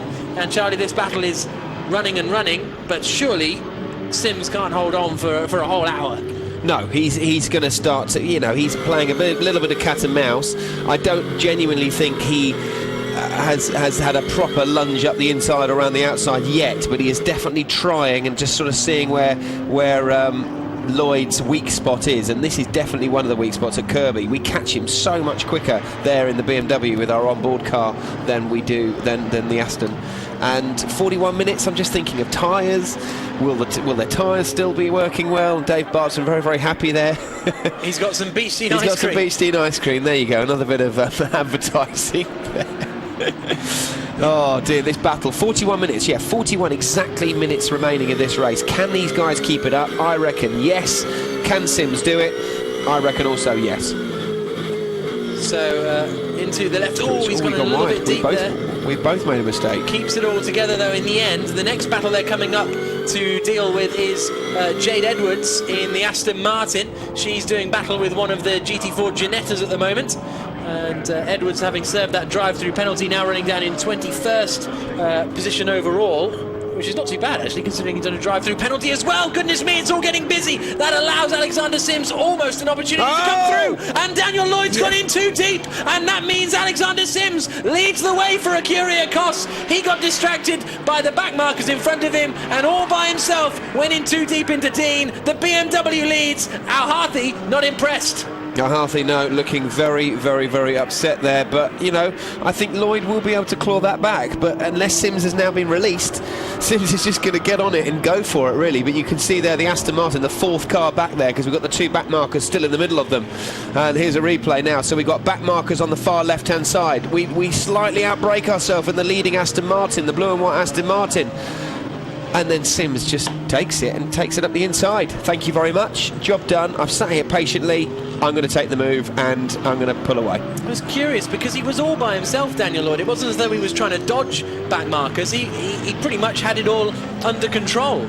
So it looked as though he just missed his braking point because he was passing them. Exactly that, because you're coming off the banking. It's quite a wide bit of track there, and that hairpin, the Dean hairpin, does sort of come up on you quite quickly. Very, very easy place to outbrake yourself. What a shame for Lloyd, but the race continues. Can he claw it back? Alexander Sims crosses the line to complete lap 52 here at Rockingham, leading the race in British GT. He's now 5 seconds clear of Daniel Lloyd, second place in the Oman racing car, who's only now 4 seconds up the road of Rory Butcher in the second Oman racing Aston. Fourth position at the moment is the 17 TF Sport Aston of Matt Bell, with Lewis Plato in fifth position in the Mercedes. Sixth is Adam Carroll. How quickly is Adam Carroll going? Oh, he's only the quickest man on the track at the moment, and he's only 1.4 seconds behind Lewis Plato in front in the battle over fifth place. We've got a slow Ginetta out there, but certainly Adam Carroll's one to keep an eye on in fifth position, while the 32 car of Mike Simpson runs into troubles. It's been a very difficult race so far for the Ginetta Team LNT squad. And now we've got also nose to tail for seventh position with Johnny Adam right up behind Joe Osborne. So battles are brewing everywhere, and now that the lead has been sorted for a bit, it gives us a chance to have a look elsewhere, because we've been looking at the Aston and the BMW for about 40 minutes now. Well, we're now looking at another Aston and BMW battle, but it's slightly the other way around. So you can tell the calibre of cars out there is very, very, very high. Stop and go penalties for cars 27 and 11, so that's John Barnes and Jodie Fannin. That's the second drive-through penalty of the day for the 27 TF Sport Aston of Jodie Fannin and Andrew Jarman, which is just up the road there, the Eurostar Aston. I'm going to get in trouble for saying that on this particular channel, aren't I? The Eurostar Aston Martin, car number 27, has got a drive-through penalty, as has John Barnes. But there then is Daniel Lloyd in second place, and we can hear now from Ahmed Al Harthy, the man who was at the wheel of that car beforehand. He's just seen it lose the lead. Well, tough times watching Daniel out there. Just talk us through what you made of that incident. Well, the pressure was on. Dan was doing a great job keeping him behind. But as soon as I got out of the car, I said it's going to kind of be determined by a GT4. And it was. But, He's driving well, and that's the most important thing. The BM is quicker at this part of the race. And Sims is doing a great job, but so did we really didn't expect Dan to keep him back that long, so he's driving really good. It's just a matter of now just trying to get as many points as we can, and hopefully finishing higher than what we started. I mean, you've said before consistency is key to you, so do you let the wind go now, or are you still going to try and challenge Sims if you can? If we have the pace, but at the moment, the weight is showing on the car, but you never know, it's endurance racing. Anything can happen until the last lap, so we're going to keep pushing. We're a team and drivers that we always want to come and race and win. Sometimes it's possible and sometimes it isn't, and when it isn't, we'll do our best to take the maximum points. It's a point championship, and every driver wants to stand on the top step of the podium. If it's this weekend, let it be. If not, hopefully soon. Okay, thanks very much. Thank you. Just 1 point in that last race weekend at Alton Park for the men who finished second in the championship last season. Here now is Ross Gunn at the wheel of the 407 Beech Dean Aston Martin, leading the way in the GT4 class, quite considerably actually, so much so that the second place car in that class hasn't come over the timing line yet, so I can't tell you how big the gap is. But Ross Gunn, the 18-year-old, was the British Super 1 champion, fourth in the Rotax World Finals in Portugal back in 2012, and then completed in a half season of BRDCF4 in 2013, picking up 2 race wins in his first season in cars. So very talented young driver leading the way in the GT4 Aston Martin. He's also got his left indicator on, or did a minute ago, unless, yes, there it is, left indicator still flashing, and he's got rid of his 2 poles that he had on the grid earlier on, because he was holding the grid, wasn't he? He was holding the position board for the grid for the Beech Dean Aston GT4 car. It's 1 minute and 2 seconds their lead at the front of GT4. Wow, that's ridiculous. That's impressive. Jamie did a great job, didn't Yeah. she, in the first stint? What a fantastic first stint for her. And now Ross is continuing that form, so a 1 minute and 2 second lead for that blue and white Aston Martin GT4, just coming out of shot now. And then further back we've got the 86 Toyota, which is further back down the order now, down in 25th overall for Stefan Hodgetts, because they had a spin and a problem. Yeah. And then we've got, now here's the battle we were alluding to earlier that was brewing. It's Adam Carroll in that red FF Corsa Ferrari. He is now right up behind Lewis Plato in the 30 Ram Racing Mercedes that Alistair McKinnon shares with him. And as I say, they're in 5th place overall, and it won't be long. So Adam Carroll, a rapid driver, former A1 GP champion, Formula Renault race winner. I could go on, but yeah, I haven't really got time. We've only got 33 minutes of this race remaining. He's been around a while, hasn't he? I saw him this morning. Indicator still flashing on that GT4 leading Beech Dean car. But yeah, not that it's going to slow them down, but it's just, maybe it's my OCD.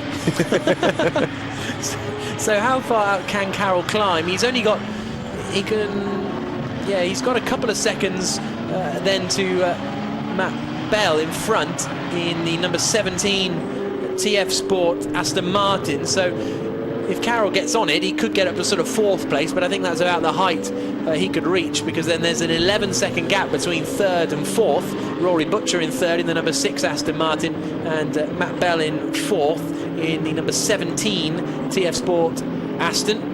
But 33 minutes to go, and out onto the banking again comes Ross Gunn. There now is this squabble, and that Eurostar car is a little bit further back in the pack. That's why the marshal there is waving the blue flag.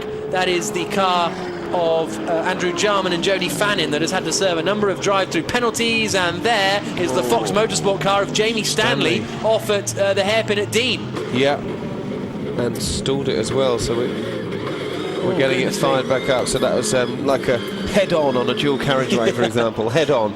But he rejoins, no damage done. But again, how many cars have we seen already going off there on that sort of extra bit of tarmac there, which is the continuation of the banking? Loads of them. So Jamie Stanley, one of those, unfortunately. But we're on board with the Ginetta paddle shift on the steering wheel, so you don't have to take your hands off the wheel at all. Through Piff Paff. Car seems to be handling okay, just a few little bits of mud and grass you can hear coming out of the car as he goes over the bumps.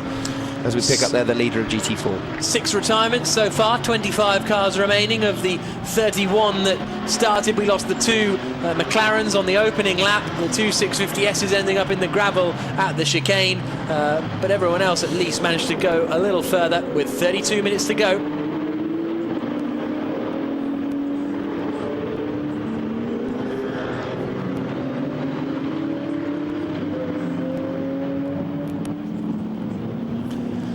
Ross Gunn leading the way in the GT4 class here in the British GT Championship at Rockingham. And Jenny is down with the girl who ran the opening stint for this car, Jamie Chadwick. And we've caught ourselves a little pew down here watching all the action. Jamie, incredible first stint. You must be pretty pleased with the lead that you managed to eke out. Yeah, delighted. I think starting on pole, I knew that I had a chance to maybe get the lead and pull away and find myself a bit of a gap. But I think to pull away as much as I did and to settle into the rhythm I did and sort of really getting into a bit of a niche and a rhythm and put some laps in was really good. And I think we had 18 seconds by the end by the time we came in for Ross. And Ross is out in the car now. We double stinted the tyres, so I also had to manage the tyres, make sure that they weren't overused so that Ross can go out and do another stint on them. So fingers crossed. I think we gained quite a lot of time in the pit stop because of that, and he's still leading and putting in some very good laps, so fingers crossed. If I'm not mistaken, we're now 17 days away from your 17th birthday, but talking to you, you sound like such an experienced racer. I think, to be fair, that's probably credit to Ginetta Juniors. I did that for the last 2 years, and that's on the Toka package with live TV coverage, and it really makes you grow up fast. And I won the scholarship through them, and they took me in, and it's a great proving ground for learning all the kind of main skills you need to be a racing driver on and off the track. And this year I've been sort of polished up as well. I've been on the Aston Martin Evolution Academy, which I've had several seminars at Aston Martin, Lagonda and Gaydon, and they've done a great job with all of us. There's 10 of us on there, and quite a lot of us are racing in British GT, and it's been a great experience so far. Yeah, you've had a pretty good week, haven't you, as well, not just today? Yeah, last week we won the Brit Car 24 Hour. It was a really nice event, and I think we went into it hoping for a class win, and we managed to get an overall win from it. It was with the Beach Team guys, so it's great to do it with them, and it just further proves how reliable and fantastic the GT4 Aston Martin Vantage is. Well, thanks for talking to us. Well done. Thank you. 16 years old, and she has nailed the corporate racing driver speak, hasn't she? That was spot on. Absolutely spot on. Brilliant. Loads of plugs for various different people and just dropped in very, very subtly. So yeah, well done to Jamie. What a great stint. Yeah, so while that interview was going on, we saw the 62 car of James Harrison, the Academy Motorsport Aston, end up in the gravel trap, and it may lead to a safety car because it's in the braking area, so if anyone missed their braking point, they would go straight into where that area safety was. car deployed. Safety car, look at that, it's on cue, look at that. We know what we're doing, don't we, Jack? Now that is going to close things in very, very tastily indeed. Yes. Especially for the likes of Lloyd. Maybe Lloyd. Maybe more so Adam Carroll down in 6th place. That means he's going to be brought right into the lead bunch, so this is going to be very interesting. There's Adrian Newey, who's here this weekend supporting his son Harry Newey, who is racing in the BRDC Formula 4 Championship, which of course you can see a little bit later on Motors TV. But whilst we got the safety car out, we'll take a little break. On track, on road, on Avons.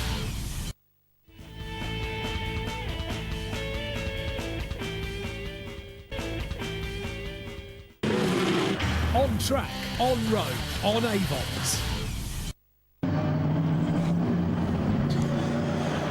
We're behind the safety car here at Rockingham, the 3rd race of the 2015 British GT Championship season.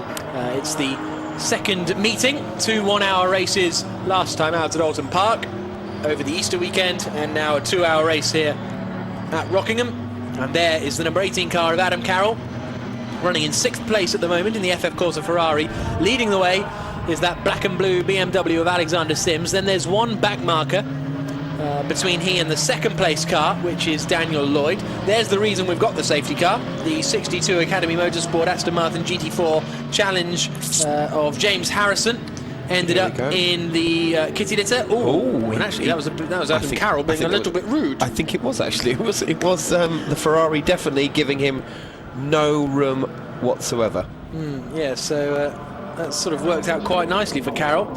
So there's our race leader, the black and blue Ecuria Cos BMW. Then in second place is the white and blue Aston Martin that's behind the Lotus Evora that's in second place. So we're going to have a look at that again, I think, and this may see Adam Carroll being told off potentially. He goes to the inside line to pass the Aston and then just sort of comes over on him a bit and doesn't leave him enough room, quite frankly.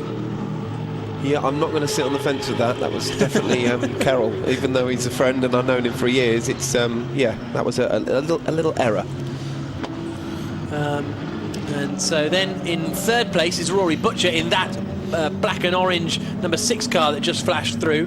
Then it's Matt Bell behind in the 17 Aston Martin. So we could have a nice little, because the GT4 cars will be out of the way before too long when the racing gets back going again. So we're going to have our top, well, most of our top cars pretty much running line astern. Johnny Adam might benefit from this as well. He's down in 8th place at the moment in a very quick Aston Martin, an Aston Martin that was quick enough for second on the grid.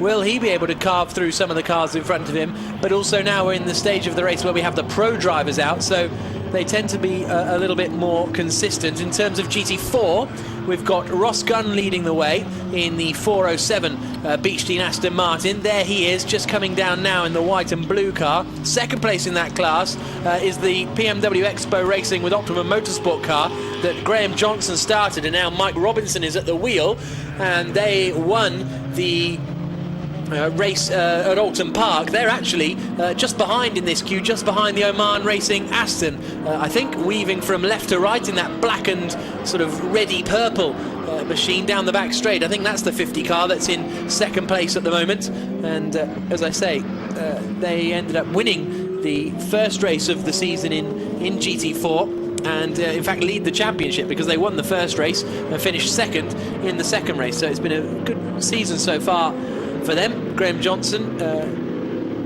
had his first car race in 2008. Mike Robinson has been racing since 2005. Optimum, owned by Sean Goff. We're in a way going to get a 22 sort of, well, there's just over 22 minutes remaining. They're just pulling that car out of the gravel now. They've now cleared it, so that's now in the school pit lane where they used to run the Rockingham Racing School, which is down the back straight before the chicane. So I think the safety car lights are going to go out this lap and we're going to go racing again, I would have thought. So this is going to be a 20-minute sprint, isn't it? Yeah. So a 2-hour GT race, thanks to Adam Carroll. It's now being created to a last-minute 20-minute dash. So it's going to be just hold on to your hats. Yeah, this is going to be good. It's going to be the same as all the other races we've got coming up later on Motors TV. Ginetta's Formula 4, VW Racing Cup and Mazda MX-5 Super Cup. Car 11 has got drive-through penalty for a pit lane refueling infringement. I don't know if that's an old message because surely they haven't got another drive-through penalty. John Barnes and Mark Farmer. The Hill Porsche has got his door open as well, so he's always having a bit of a cool down. There. The Hill, Jake Hill at the back there, he's got his door open of the Porsche. The good news for the leading GT4 car is they're effectively a lap ahead now because the closest car behind them are further back, are at the front of the queue. But it's Alexander Sims leading the way, safety car in this lap. Sims is...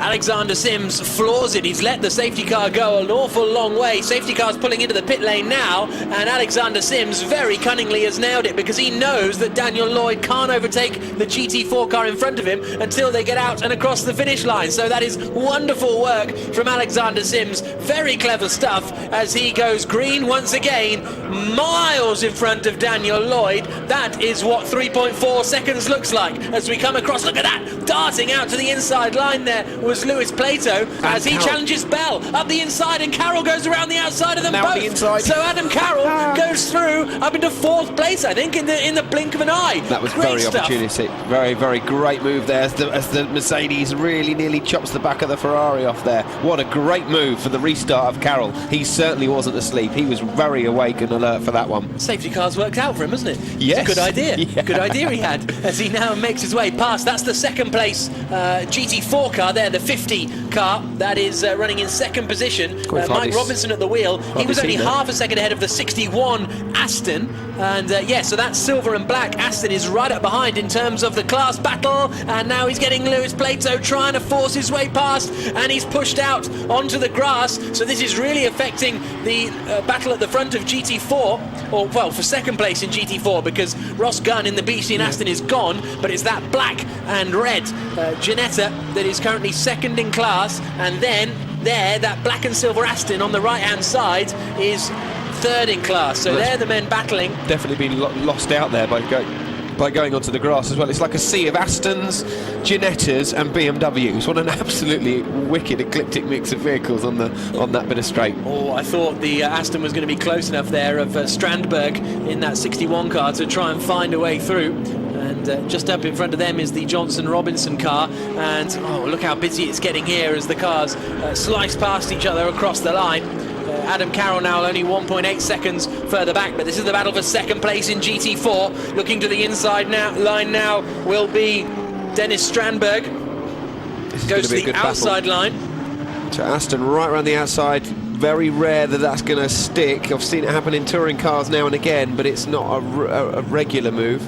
Gets the cut back nicely. 2.6 seconds further back is the fourth place car, which is the 43 Century Motorsport car of James Birch. And look at that, the Aston's managed to get the cut back, and Strandberg goes through, and he goes through into second position in the GT4 class. Meanwhile, Adam Carroll is up into fourth position, but he's in a little bit of trouble because he's been given a black flag, presumably for the incident that saw the GT4 car end up in the gravel. So Adam Carroll receives a black flag for that incident. There he is in the red FF Corsa Ferrari coming out of the hairpin at Tarzan. He's got a black flag, Charlie. It is, well, it's slightly inevitable, but what a shame as well, because he got such a good restart in by that frantic round the banking at turn 1. He's going to have to look for that black flag, acknowledge it. The team will also be talking to him as well. The FF Corsa team with Anthony Cheshire will be absolutely gutted with that. Black flag shown there at the start-finish line, just opposite our commentary box there.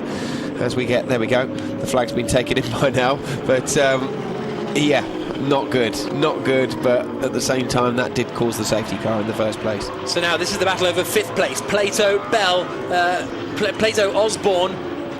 Oh, and there you can see the FF Corsa squad. There's Anthony Cheshire. Yeah, not too impressed with that. But Plato is in the Mercedes a little bit further up from this. He's in fifth place. Then it's Matt Bell in the 17 Aston Martin, under all sorts of pressure now from Joe Osborne, and with Johnny Adam right behind them in the Beechstein Aston Martin, and then Phil Keane behind in the Demon Tweaks BMW, the Team Russia by Barwell entry. So it's the battle over sixth place, I suppose, because, well, actually it's the battle over fifth, because that Mercedes soon will be promoted into fourth spot when Adam Carroll comes into the pits. That's it.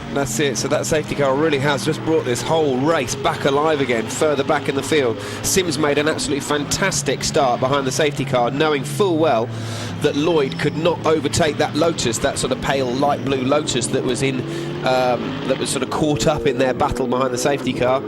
And he's just romped away. He's now put in again another fastest lap again, 1 minute 25.5 around one of the longest circuit configurations we have here at Rockingham, by using the extra corner down at Kirby. So after Piff Paff, the extra bit that we don't often get used here, but is being used this weekend because it's a long endurance British GT weekend. 6.2 seconds the gap at the front then. Alexander Sims in the Acuria Cos BMW leading the way. Daniel Lloyd second for the Oman Racing Team. Rory Butcher also for the Oman Racing Team is third. 3.2 seconds further back as we go on board with Andrew Howard, Johnny Adam trying to attack Joe Osborne in the 888 BMW in front, coming down into the right-hander. He's going to get the cutback, and that surely will be job done. He gets the inside line coming into Chapman's, and Johnny Adam goes through. Osborne holds on. He's holding on. Piff Paff side by side. Osborne keeps it.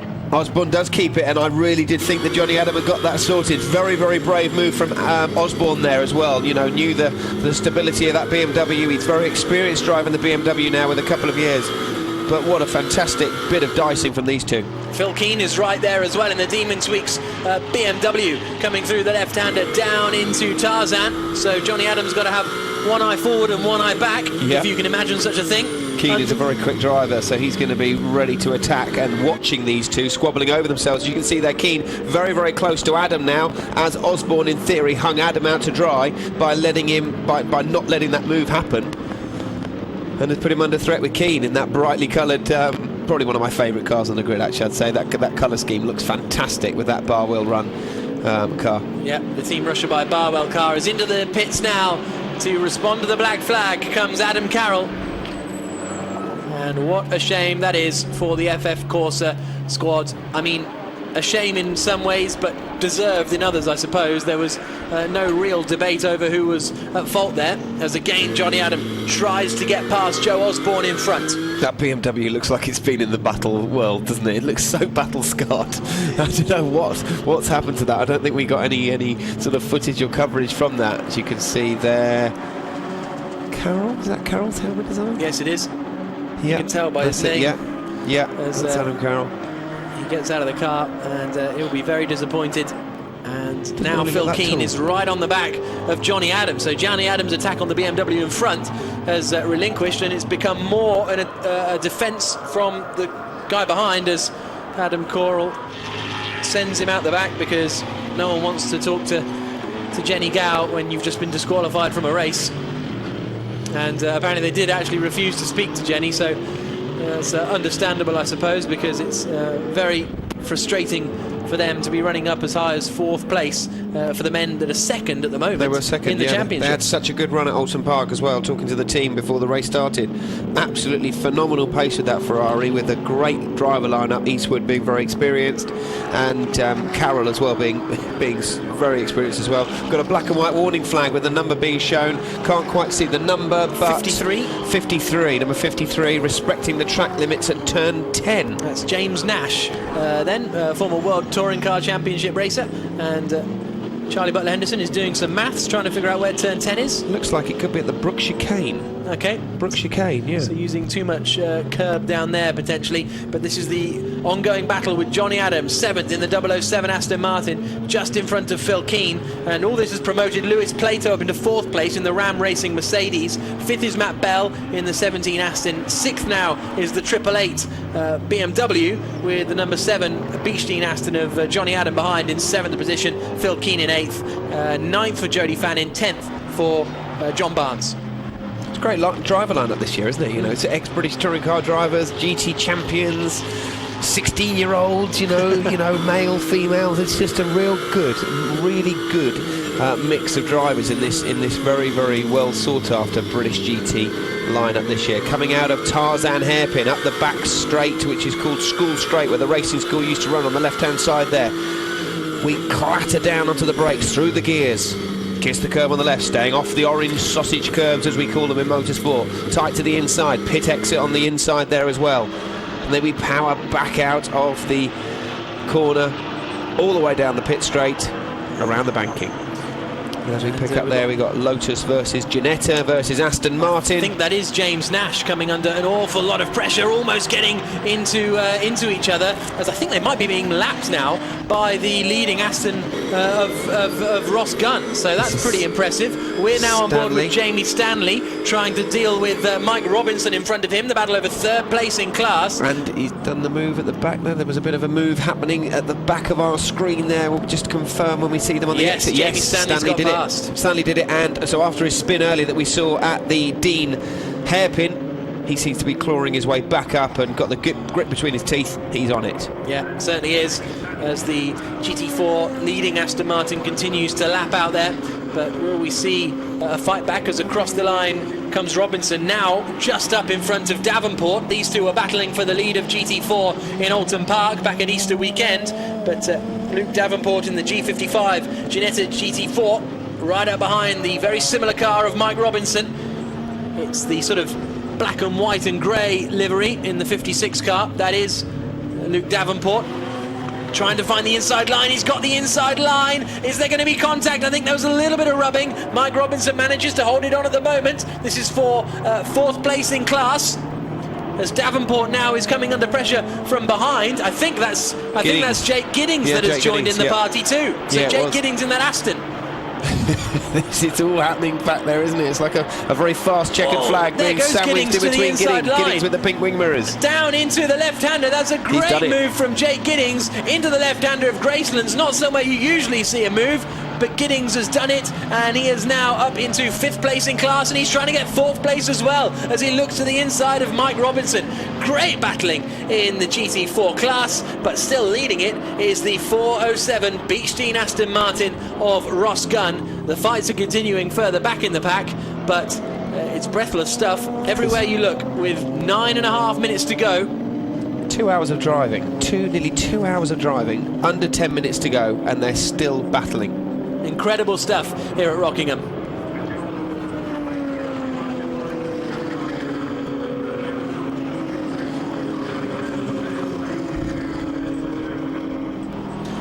And now Jake Giddings is putting pressure on the Ginetta in front of him, and he's got through. So through goes Giddings then. He goes past Mike Robinson and up into 15th position, which is 4th in class. So Giddings in that black and pink machine, which is run by JWB Bird Motorsports, a team that have mainly run in the VW Cup for Kieran Griffin over the past couple of years, have made the step up to British GT this year, and Jake Giddings doing a good job to get them up into 4th position in the GT4 class. And he has got Stanley, Strandberg and Gunn in front of him.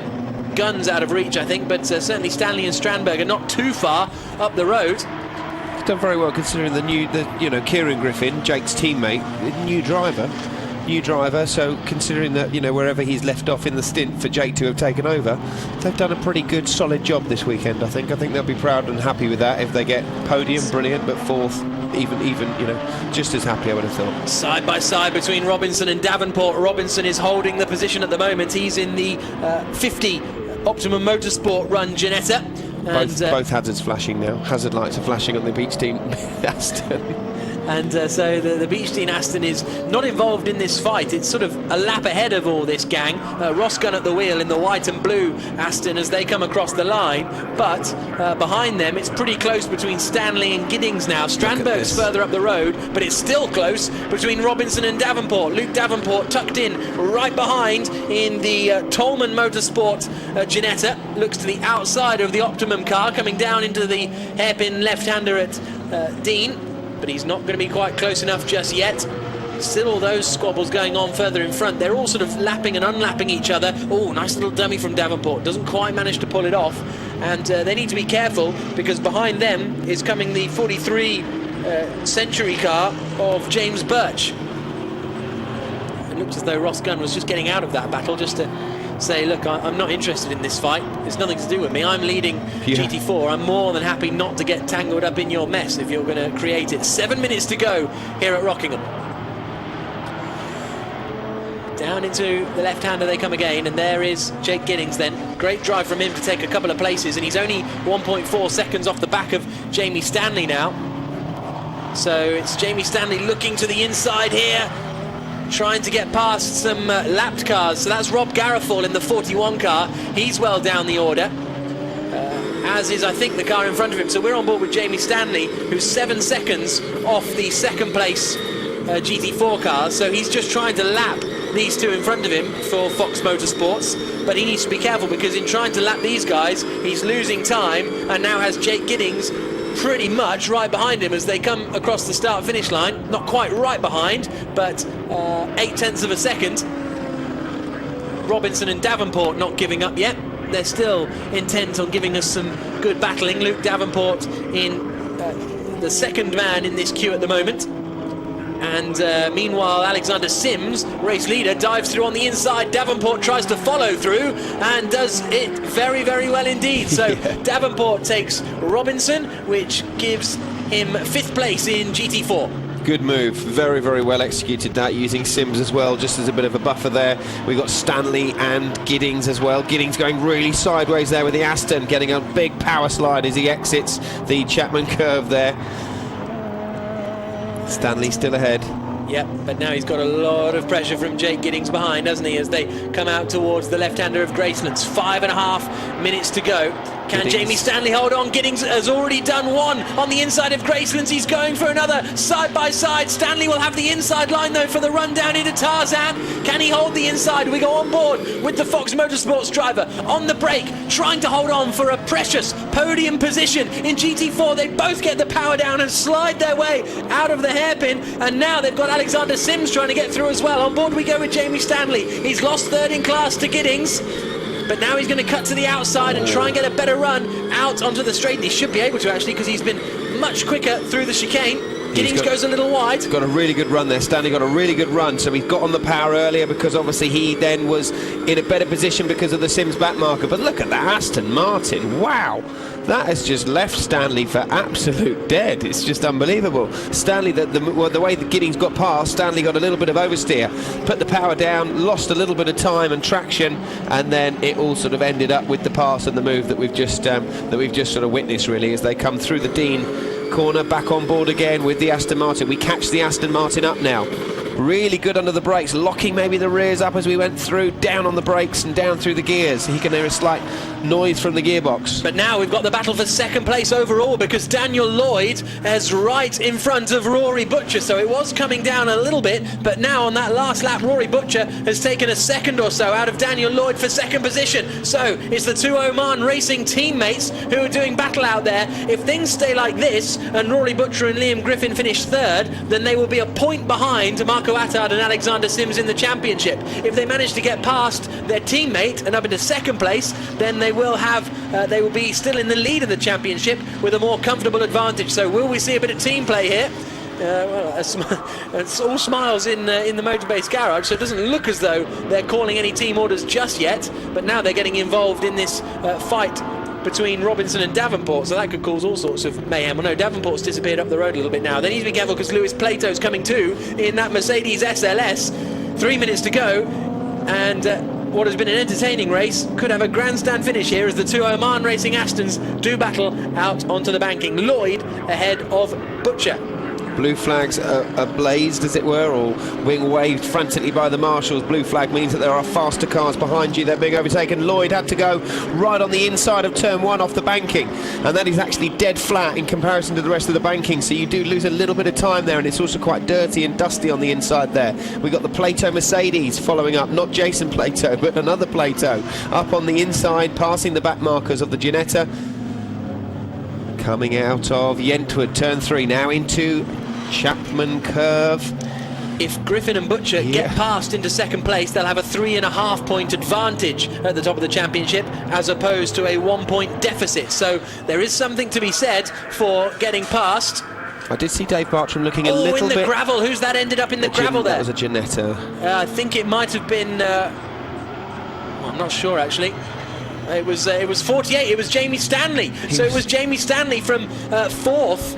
And he's headed off the circuit, and you can hear the gravel still rattling around. Still good. Yes, I wouldn't want to be following him at the moment with my windscreen and the tyres and stuff that's going to be picked up in the dirt. So Dave Bartram looked a little bit more nervous and anxious there. He wasn't quite waving hello mum on the camera a minute ago, because these two were literally neck and neck, and there was a little bit of aggressive driving from both of them there to try and stay ahead. But now being joined in the party is that Mercedes SLS, the Ram racing car of Lewis Plato. Out onto the banking they come, all getting a little bit squeezed up with Jake Giddings in the GT4 Aston, but now it's battle really for third place. Rory Butcher and Liam Griffin, championship leaders. There's a very seemingly slow GT4 car in the middle of the road. Alexander Sims, meanwhile, where is he? Are we onto the final lap of the race yet? Lloyd's got a good bit of breathing space there.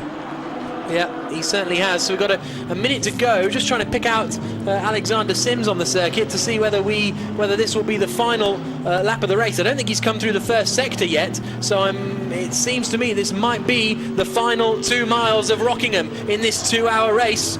Maybe just squeeze out one more. There comes Sims now, coming down into the hairpin at Tarzan. So yeah, I think we might get one more lap out of this just about, but the battle is on for second, third and fourth. Car number 2, Daniel Lloyd. Car number 6, Rory Butcher. Car number 30 is Lewis Plato. It's going to be 30 seconds to go, so it's going to be close. Very, very close this is going to be. Marco Attard there, and he's got relaxed. 12 seconds over Daniel Lloyd behind him. through the final corner comes Alexander Sims to start the final lap of this 2-hour British GT race. Marco Attard looks on nervously as the car flashes through into turn 1, down towards the Dean hairpin for the 77th and final time. And he's got it pretty much under control, but it's anything but under control for second, third and fourth, because they are nose to tail as they come across the line. But what a performance it's been from Alexander Sims. He had to catch Daniel Lloyd. He managed to. He forced him into a mistake and he took the lead away. Lloyd's under a bit of pressure still. So second, third and fourth all tied together after 2 hours around this 2 and a bit mile circuit at Rockingham. Unbelievable stuff, the way that the regulations are designed, the pit stop window, etc., to give this close racing rather than it just be a typical endurance long race where you don't know who's who and where else everyone are. So unbelievable there. 13-second lead from Sims. We knew he had the pace. He's a very talented driver. Barwell prepare a great car in conjunction with the Kyrgios. There it is, coming into Tarzan for the last and final time. But who's going to be in second place, because that could affect who leads the championship, leaving Rockingham and heading towards the next round of the series. Down into the hairpin, it looks as though it's going to be the number 2 Oman team, Aston Martin of Daniel Lloyd, who is going to take second position. But out of the chicane, the Brook chicane, for the final time comes Alexander Sims. He and Marco Attard from pole position win the third race of the British GT season here at Rockingham. Great performance from the Kyrgios team. Who's going to be second? It's going to be Daniel Lloyd. He and Ahmed Al-Harthi taking second place after leading for a long time. Championship leaders, no more. Rory Butcher and Liam Griffin finish in third. Sims and Attard will move to the top of the standings now by my maths. And there is our GT4 leading Aston Martin. It's the Beach Team pairing. A wonderful start from Jamie Chadwick. Ross Gunn has piloted it home in the second half of the race to take a commanding victory in GT4. Seriously commanding victory in GT4. Dennis Strandberg is going to come home in second place in GT4, in theory, for the Academy Motorsport team in their Aston Martin as the checkered flag falls. But, well, breathless at times, that race. But for Alexander Sims, he had to work for it. Okay, once the safety car came out, it was sort of made a little bit easier because he got that great breakaway. But, in fact, he had a good 6 or 7 second lead when the safety car came out. So he managed to nullify that impact. So, very happy Marco Attard. Victory for he and Alexander Sims. Marco Attard, the defending champion, and with performances like this, Charlie Butler-Henderson, you can see that happening more and more. Let's have a look at the results after 2 hours racing around Rockingham, the third round of the British GT Championship with Avon tyres. 78 laps completed and a 10-second winning margin for Marco Attard and Alexander Sims. Former championship leaders Griffin and Butcher now finish in third position. Al-Harthi second with Daniel Lloyd. McKinnon and Plato almost got onto the podium but weren't quite able to do so. Johnson and Bell finishing in fifth position. Andrew Howard and Johnny Adam starting second on the grid but managed only 7th position. John Barnes and Mark Farmer completing the top 10, and there in 11th place the winning car in GT4, Jamie Chadwick and Ross Gunn ahead of Moore and Strandberg, and Griffin and Giddings taking the final podium spot in GT4 with only a couple of laps to go.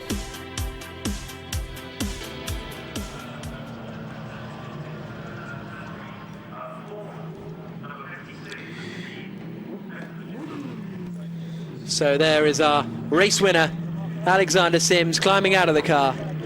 A hug with Marco Attard. And Jenny's down there. Let's go down and speak to the winners. Yes. Marco's just here, Alexander next to you. Congratulations, guys. Well done. Winner of that race. And you didn't go all your way, did it?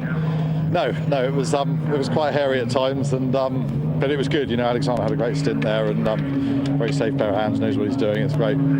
Alexander, we're going to get you to come in and join us as soon as you've taken off your crash helmet.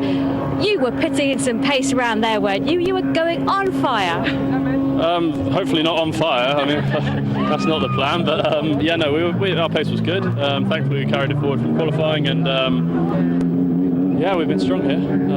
It's been good, all gone fairly to plan. And yeah, with our 10-second extra pit stop time from the last race, we were able to get on top of that fairly early on and pressure Daniel, and yeah, all good from there on in. What can you say about this man? When it comes to his driving, he shows, even on safety car, whatever's going on, a rock-solid ability, isn't it? Well, that's why we got him. That's why we employ him, because he's great. Yeah, he's very good. A lot of support from BMW, you know, and the team. And he's, you know, you don't worry. As soon as I give the car over, I just have no worries in the world, you know. And it seems like if our mathematics is right, I'll blame Jack. If not, that you guys have managed to climb on top of the championship as well. Oh, really? Oh, okay, that's great. That's great news. Thank you. So well done, guys. Thank you very much for joining us. Well, you can just see some of the hot air coming out of these cars. The heat of them is incredible. We're just going to walk down here to find the winners. I'm just going to let you take your helmet off.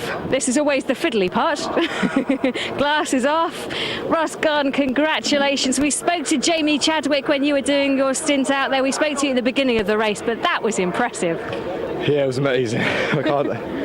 Yeah, really good, really good, really proud of the team. They did an amazing job again. It was just I just had to manage to get from to behind. Jamie did a fantastic job in the first stint, absolutely brilliant. And then it was just a case of me just bringing it home, trying to keep out of the other GT4 battles, and really happy with the 37 points. Amazing. You were a lap ahead by the end of that race. Are you sure you didn't borrow this car from Andrew and you've got a bit of a zooped up engine there? It's fantastic.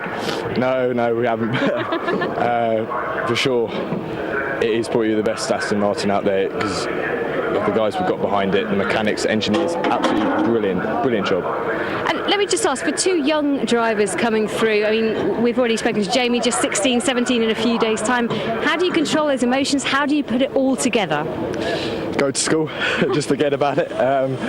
No, it does stick with you for a little while, because you're just so happy, and every day after the 24 hours, after the 24-hour win, I was, smiling all the time, and I'm sure I'll be the same this time. There can't be many people at school at the moment who come away with, winning a race and then go back into school the next day. Yeah, no, definitely not. No. Well, I'm going to let you go and celebrate on top of the podium. Well done. Thank you very much. Cheers. Great to hear from Ross Gunn there, taking victory with Jamie Chadwick and winning by a lap. I mean, I know, it's a 2-hour race, it's a long race, Charlie Butler-Henderson, but to win by a lap in a 2-hour race is bonkers. Yeah, I definitely think that they've swapped cars, I think. Lester Howard said, yeah, cool, you have this one for this weekend. Yeah, absolutely phenomenal drive. Very, very young, very experienced already. They're two names we're going to have to definitely watch in the future. Really, really good result. So, at the start of the race, it was the number one BMW that led the way. Marco Attard in the car, but he ran wide early on, which allowed Andrew Howard through in the Beach Team Aston Martin to take the lead away. The two, Von Ryan McLaren doesn't get any better each time, does it? Sally Yolok running into trouble and collecting his teammate. Then this was where the lead of the race changed. Daniel Lloyd going in too deep into the hairpin down at turn 2, and that allowed Alexander Sims into the lead of the race, and from there he never looked back. We had a safety car after Adam Carroll forced the Academy Motorsport car of James Harrison into the gravel trap, but after the safety car it was easy peasy for Alexander Sims. He and Marco Attard on the top step. Second for Ahmed Al-Hadi and Daniel Lloyd on the left-hand side there. And over on the right, Rory Butcher and Liam Griffin, the men that were leading the championship. But, as I say, by my calculations, it seems as though Marco Attard and Alexander Sims will now have a 1-point advantage at the top of the championship standings. And Sims proving once again what a great driver.